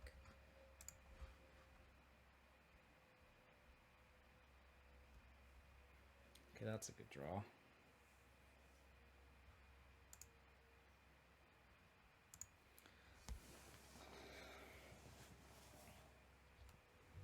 Do I want to bring back Stoneforge Mystic or Mishra's Bauble? Well, I think I want to bring back Mishra's Bauble, but I guess I'm going to see...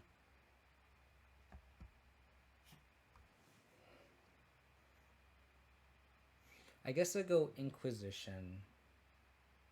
See if I want a Liliana, and if my Liliana is like the coastal Liliana is clear, I can cast it. If not, then I can go Path Stoneforge Mystic. So let's Inquisition here. If they have any counters, they have nothing. Okay. Which, in that case, I wonder if it's still just worth casting Stoneforge Mystic here just to get the sword. Because, like, the Liliana doesn't really do anything right now. We get Liliana minus and then get the Bauble back, but, like, I think there's value in getting a Sword of Feast and Famine here. And then really just ignoring the Field of the Dead. So I think I like that play more. So get a Godless Shrine.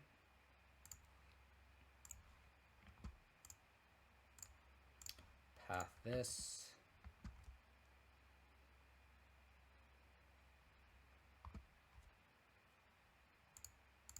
Stoneforge Mystic from the graveyard. Get Sword of Feast and Famine that can ignore Field of the Dead.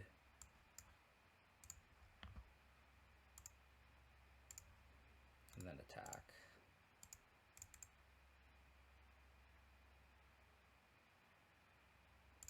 Sounds good, yeah. Just draw Lance upon it, it's fine. Just play Field of the Dead, it's okay. Field of the Dead's broken, right? Just play out the Field of the Dead. Everything will be alright. Double white. Black. Uh-oh. Is this Supreme Verdict?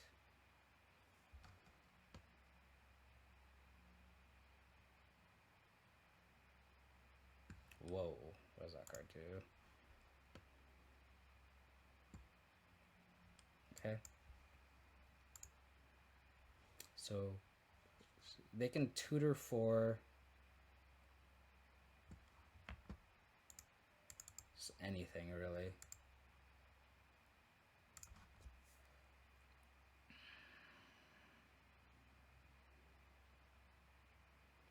So now we can bring the Bauble back, push the Sisay.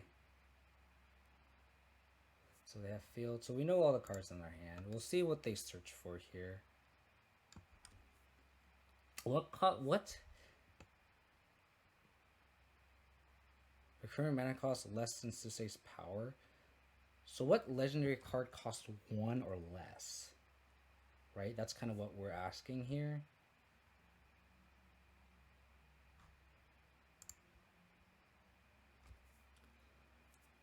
So I think a crack here for Swamp.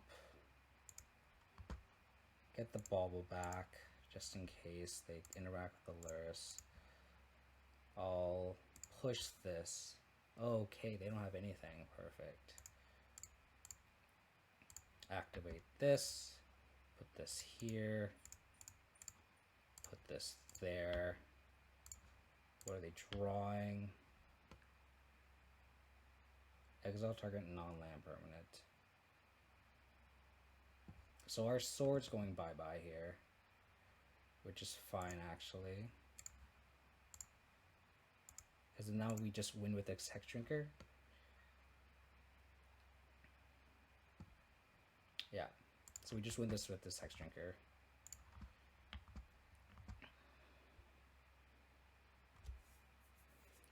So now, yeah, we're just all in on this Hex Drinker.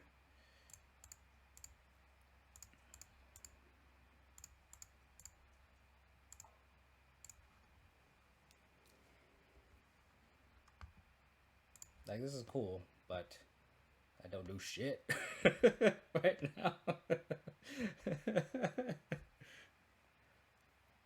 I mean, if they exile Hex Shrinker, we have a sword. I actually equipped the sword to the wrong creature. I wanted to equip the Lurrus. I just wasn't paying attention. Sure.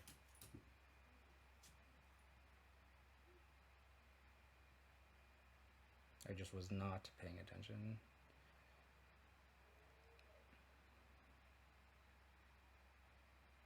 This happens when you have a long day at work.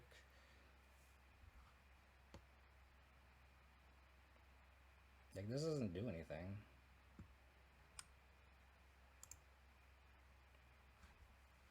It's just kind of cool though, because like if you have like, I guess if you have like planeswalkers and stuff, then Sase can get really out of control. Definitely seems like a win more though, because if Sase is like the only card in the play that's legendary.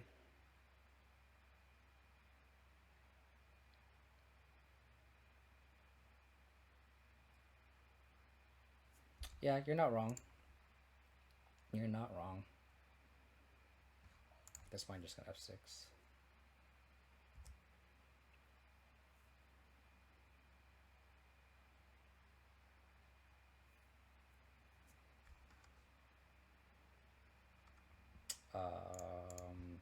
Our opponent can interact, right?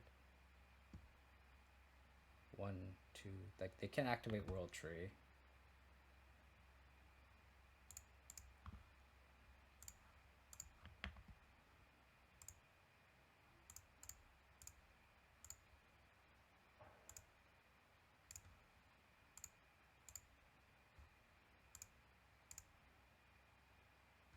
Okay. So it's like 5-color Yorion essentially. With like super big bombs. I'm trying to figure out if choke is useful here. We saw a Triome and a couple basic islands, but they're probably gonna like they have like prismatic vistas and stuff. So like Gaddock Teeg and Ashiok seems like slam dunks here. It seems like they're just like planeswalker good stuff. So like Sisei's with like Teferi or Ren. I think at this point, I think we just cut all the spot removal. No to choke, you know. I'm leaning towards no, but it's good to think about, right? You don't want to discount anything.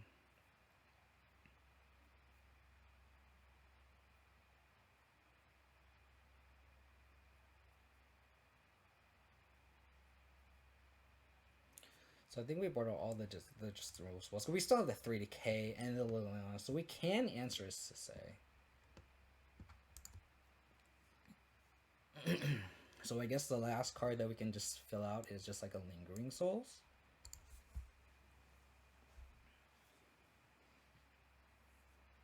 But at least Lingering Souls is at least a half decent answer to Teferi. If they minus on us, then we can talk back. But on the draw, it's a lot worse.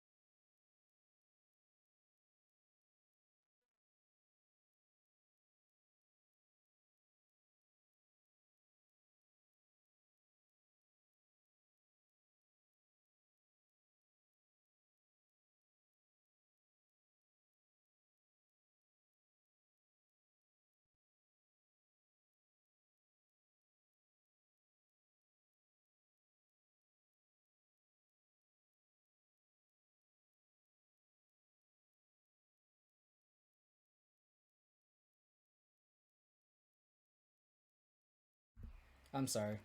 I didn't realize I was on mute this whole time. God damn it. Are you serious, deck? Oh. I was saying I was asking you a question where like I don't think we want Path.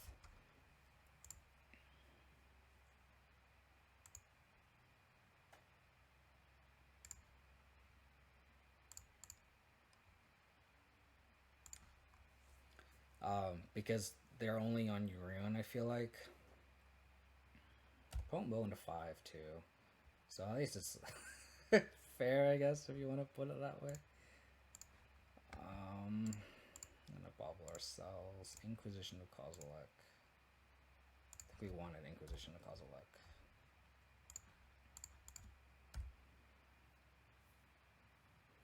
Do we lean on the Inquisition of Kozilek? That's the other question, but if they Teferi here, that'd be really funny.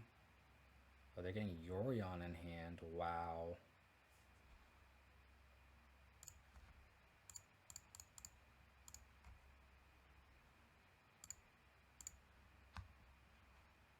Does that mean the hand is just kind of bad?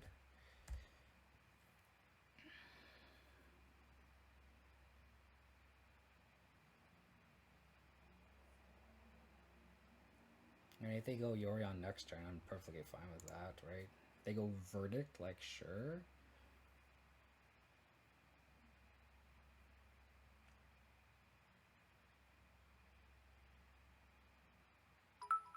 Hey, thank you for the cheer, Routsley. Really, really appreciate it. I'm gonna need all the positive energy to win this last match for the ever elusive trophy. Appreciate it again. Thank you so much. Ooh, 4 mana? White, blue. Oh, Omnath. That's perfectly fine with me.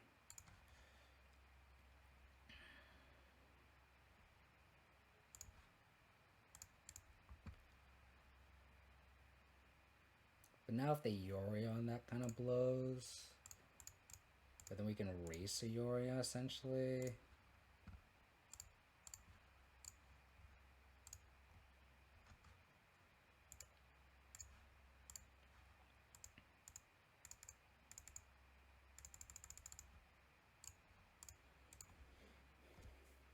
Should have Yorion in hand. Oh, God. Seriously? Is Choke that bad here, honestly, though? I feel like Choke isn't going to be that half bad.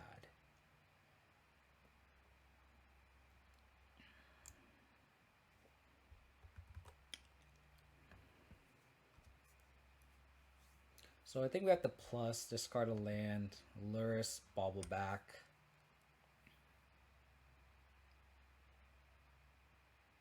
We can block with Stoneforge Mystic if they attack Omnath. We Liliana minus next turn.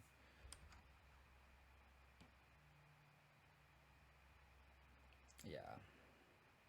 So let's get this forest down. Guess we should Liliana plus here just to see what happens.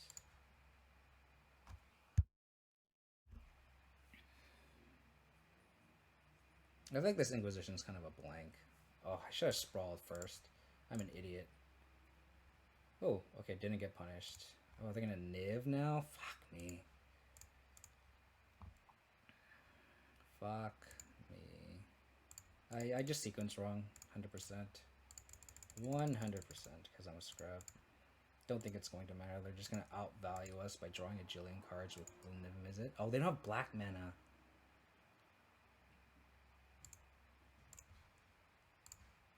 They do not have black mana.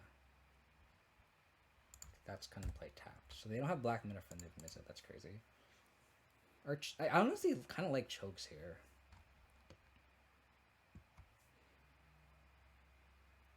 Especially on the play, because like Stone Raining him on turn 3 is actually not that bad.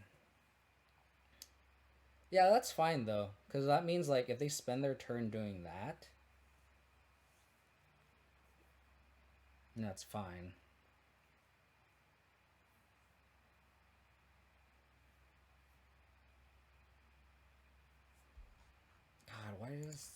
Why does Omnath do like a jillion things? It's crazy. Oh, and then they can just flicker with Yorion? That's so dumb.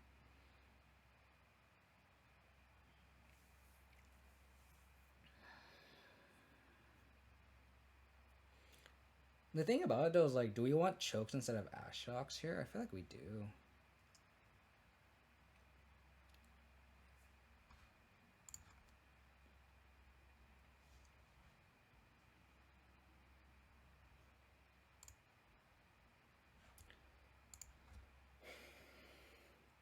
I think we just have to make the minus.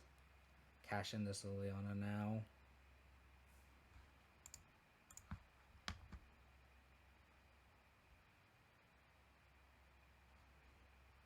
Where are they gonna draw? Vista. So they're gonna cast this this visit for sure. I think we just have to cash in here, like I said. Yeah, I think we need to swap the Ashocks for chokes for game 3.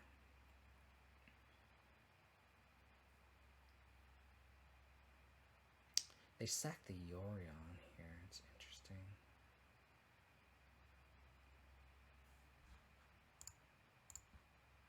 I kind of want to just play out this Batter Skull.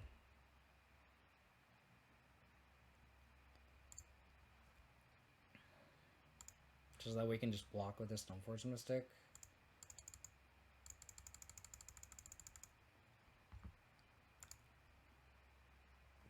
Lurrus.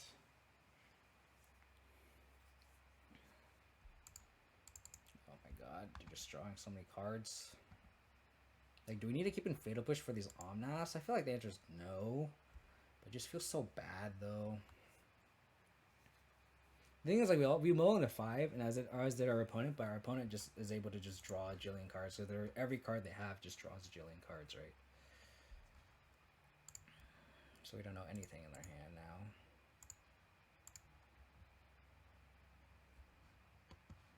Maybe we do need Ashocks for Uro and stuff.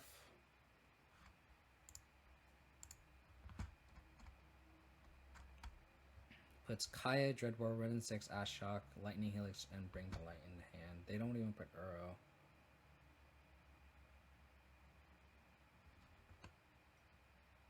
So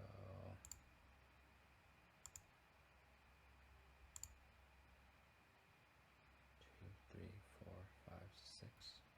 2, 3, 4. Lightning Helix. Oh, they didn't put Kaya's Kyle. So these are the 6 cards.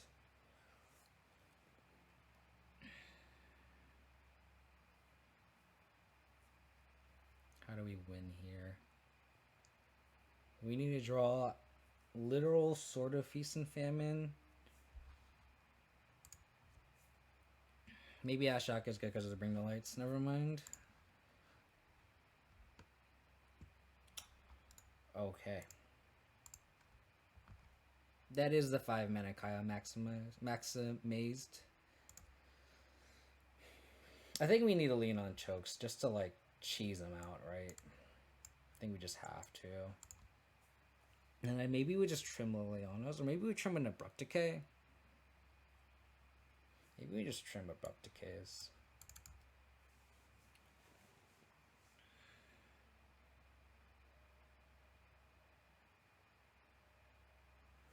Yeah. Let's just try this.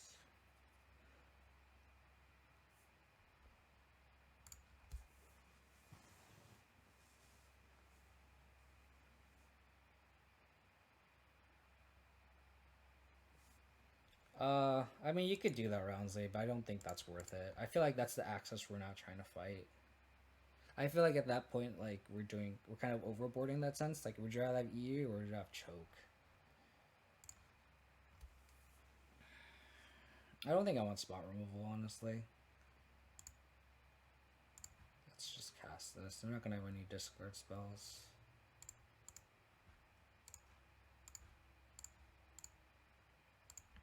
Ashok.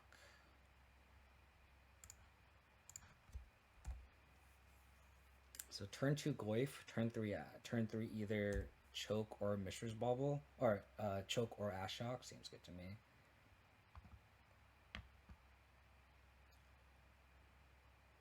I'm gonna lean on Tarmogoyf here. Gonna fetch first just to get out of bolt range, just the off chance they have it.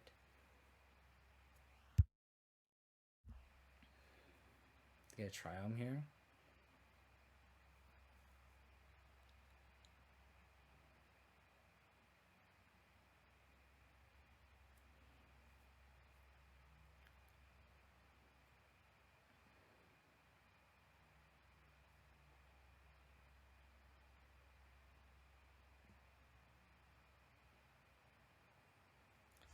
Come on, baby.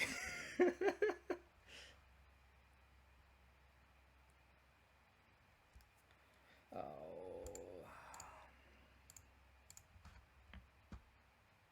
That's a decent draw, too.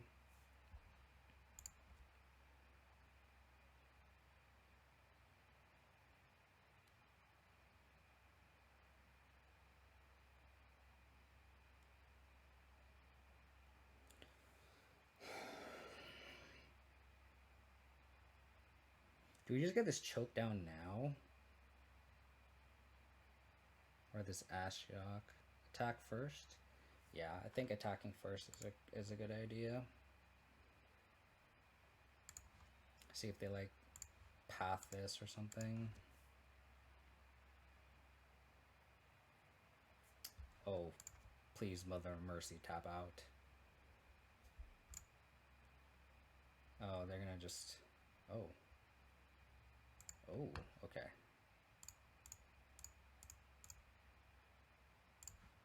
Stone Ring.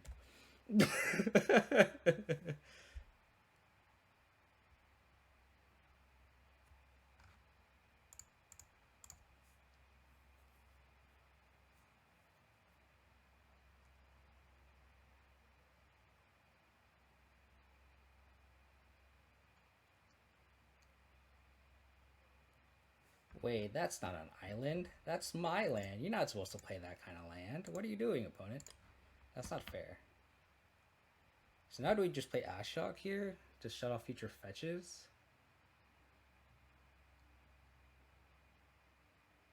I think the answer is yes.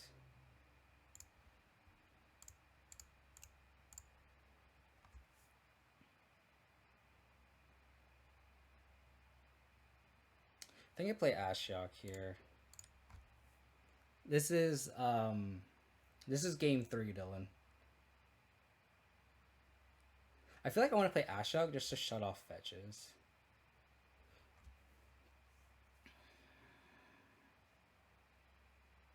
Yeah.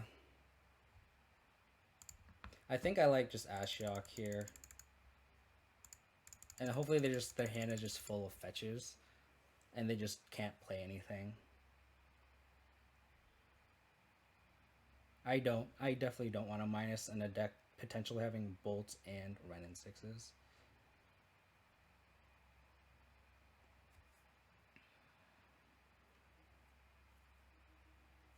I don't think I want to mill them out. They have 80 cards. I don't think that's happening. Ooh, Feel the Dead. Interesting. Okay.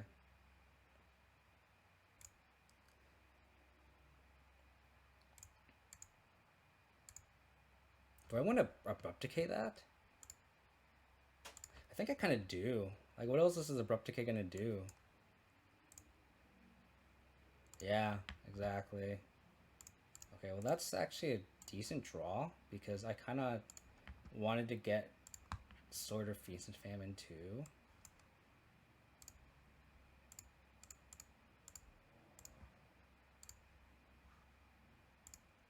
I mean, it takes them off blue mana too. So, like, if they have Aether Gust for this choke, they don't have it.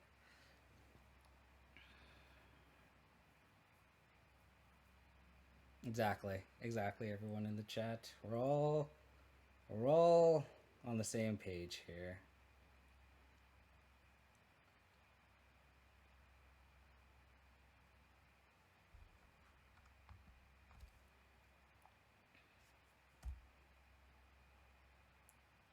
That's pretty good.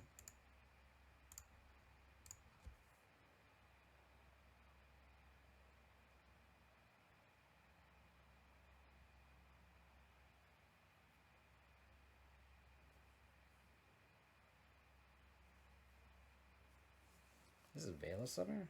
Or is this Kaya's Gala, I mean? Why did I play this league? It was Rakdos twice, green, white, Reclaimer, and Boggles.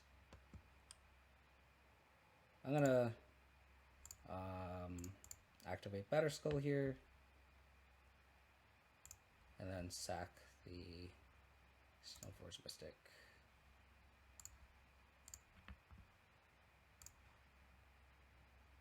Uro, Niv Mizzet. Wow, their hand is kind of fucked up. So we just take the Niv, right?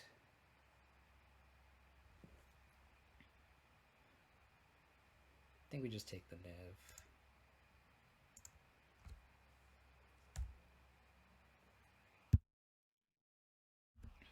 Yeah, this Ashok is doing a ton of work.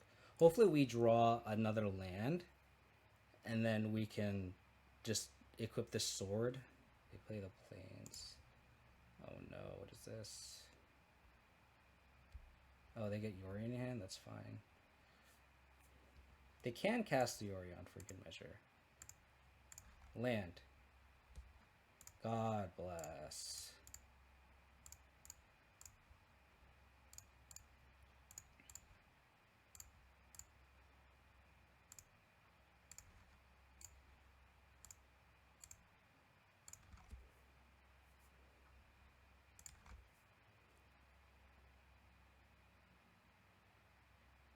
So I kind of want to crack this peat land now, just to see if I draw anything like that.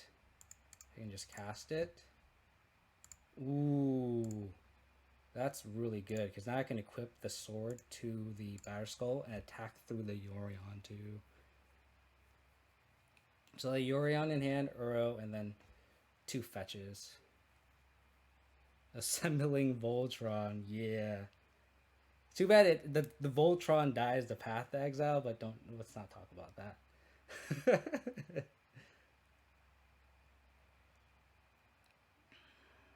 Okay. So they play the Heath.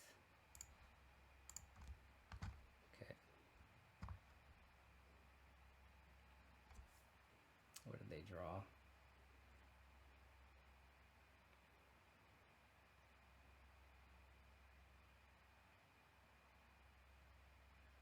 What did they draw? Fuck. Oh, Yorion's fine. Yorion literally does nothing here.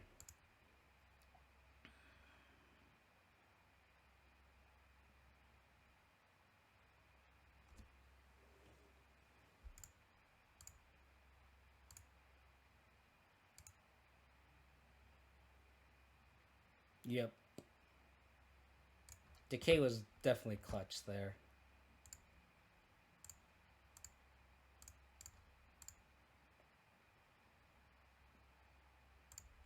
Play that. Equip this.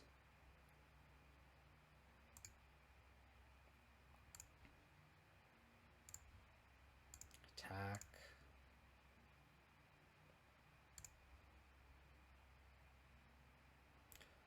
Kind of want to just shoot the zombie here. Just in case we draw Liliana, then we're just like for sure gonna do well. Magus of the Moon. Did not play around that one. Lurrus. I'm gonna not play this Lurrus to play around a Wrath if they somehow draw it. Best shoot the zombie, yeah.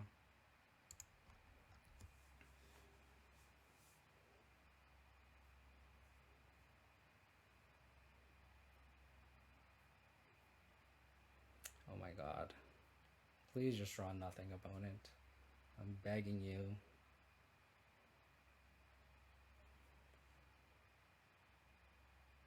Just draw another land. That's a fetch land. It's fine.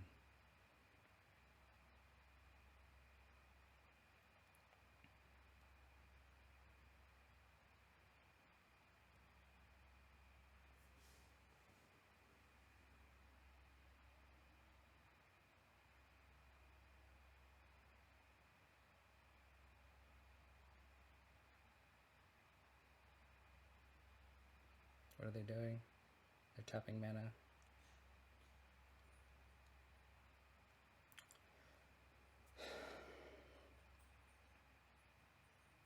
It's just another Magus of the Moon. That's fine.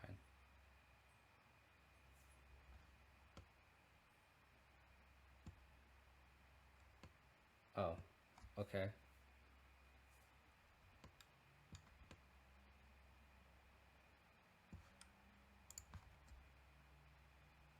That doesn't do anything? That doesn't do anything. That doesn't do anything.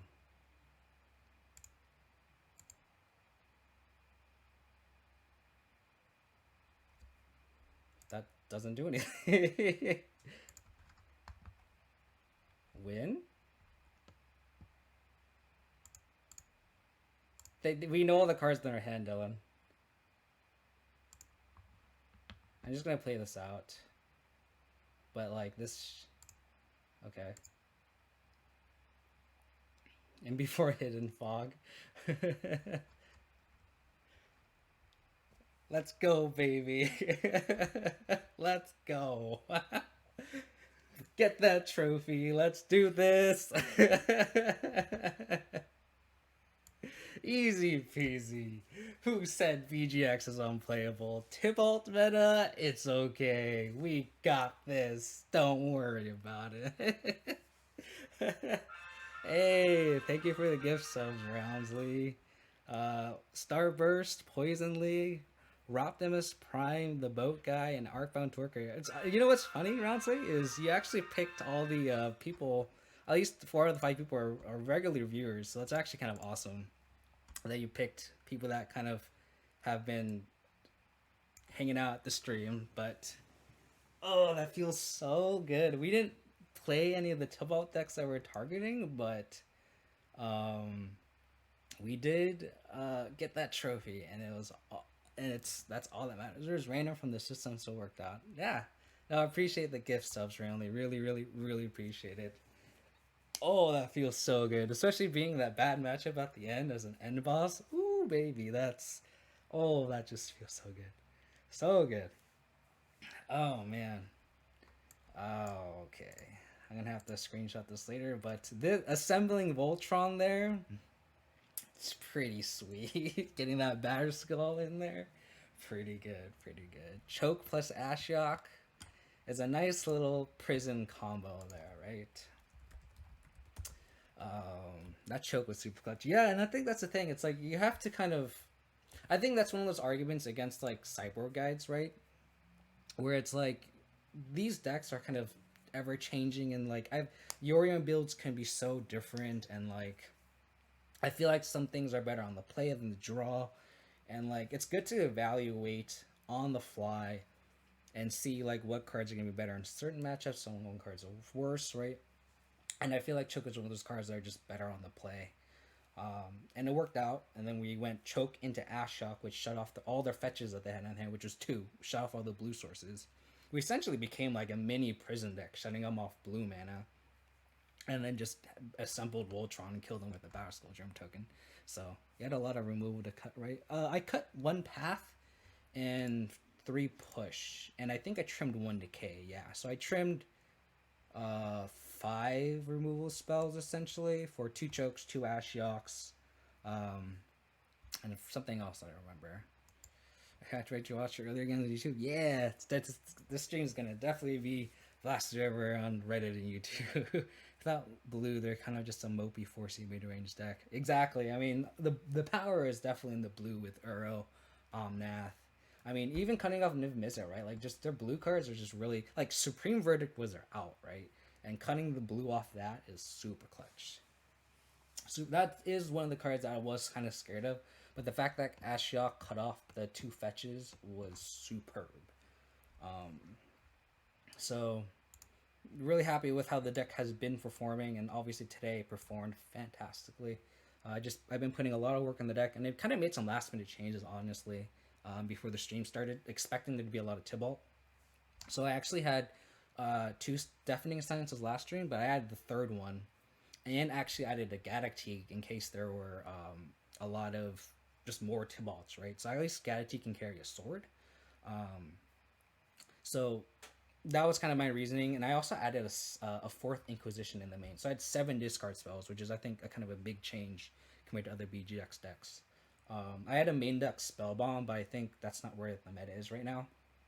So I just took the main deck Spellbomb out and put in the sideboard, and I cut the I actually added a Soul Guide Lantern and how Spellbomb split in the side because of Oops All Spells, and no one's playing that deck now. Everyone's kind of on the Tibalt train, so I cut the Soul Guide Lantern for the second Spellbomb. Just clean 2 in the side, cut the main copy, and added a more interactive, cheap discard spell, right? So 4 Inquisitions, 3 Thoughtseize seems pretty good. Didn't play any Tibalt Trickeries today, but it's all good. Like, what are you going to do? But that's going to do it for me. Going to do a raid. So if you guys just want to hang tight real quick, we can send the love. Kind of move the raid train forward. I know Spider Space raided me. So we're going to... Fluffy Wolf 2 is my boy. We're probably just going to raid him. Yeah, let's just raid Fluffy. Vesperlark Reanimator. This seems sweet. Shit was the final record. Just got in bits. We just trophied, buddy. We went 5-0. Let's go. Super stoked by it. So yeah, if for everyone who's tuning in, if you guys want to support the channel, please hit that follow button on Twitch if you guys haven't. If you guys want to check out my good old Abzan content, you guys can go to my YouTube. It's youtube.com/KODiamonds. And then if you guys want to get stream updates, you guys can follow me on Twitter. It's twitter.com/KODiamonds22. Really appreciate everyone who's been supporting the channel. No way, yeah. Got that in there, baby. Let's go. Feels good. That's a good way to end a long Friday, right? Thanks, Rounds. Thanks again for the gift subs. I really appreciate all the ways you support the channel, Rounds. I really appreciate it. Other than that, I might actually stream tomorrow morning, depending on how my schedule works, or maybe in the afternoon. I'm not entirely sure. But again, follow me on Twitter. I'm going to be posting on the usual Facebook and Stoneblade groups. I'll catch it on too. Way to go, man. Keep that. And Zach Jingo. I'm assuming you meant Abzan. I'm sure that's a typo. Yeah. But yeah, appreciate everyone for hanging out. Appreciate the support. Shout out to Spider Space again for the raid. And that, please hang out with Fluffy. He's an amazing streamer. He's a great guy. So have fun tuning into him. He's a fantastic streamer. Please just hang out and just check him out. Other than that, appreciate it. Take it easy, guys, and I'll catch you guys next time. Bye.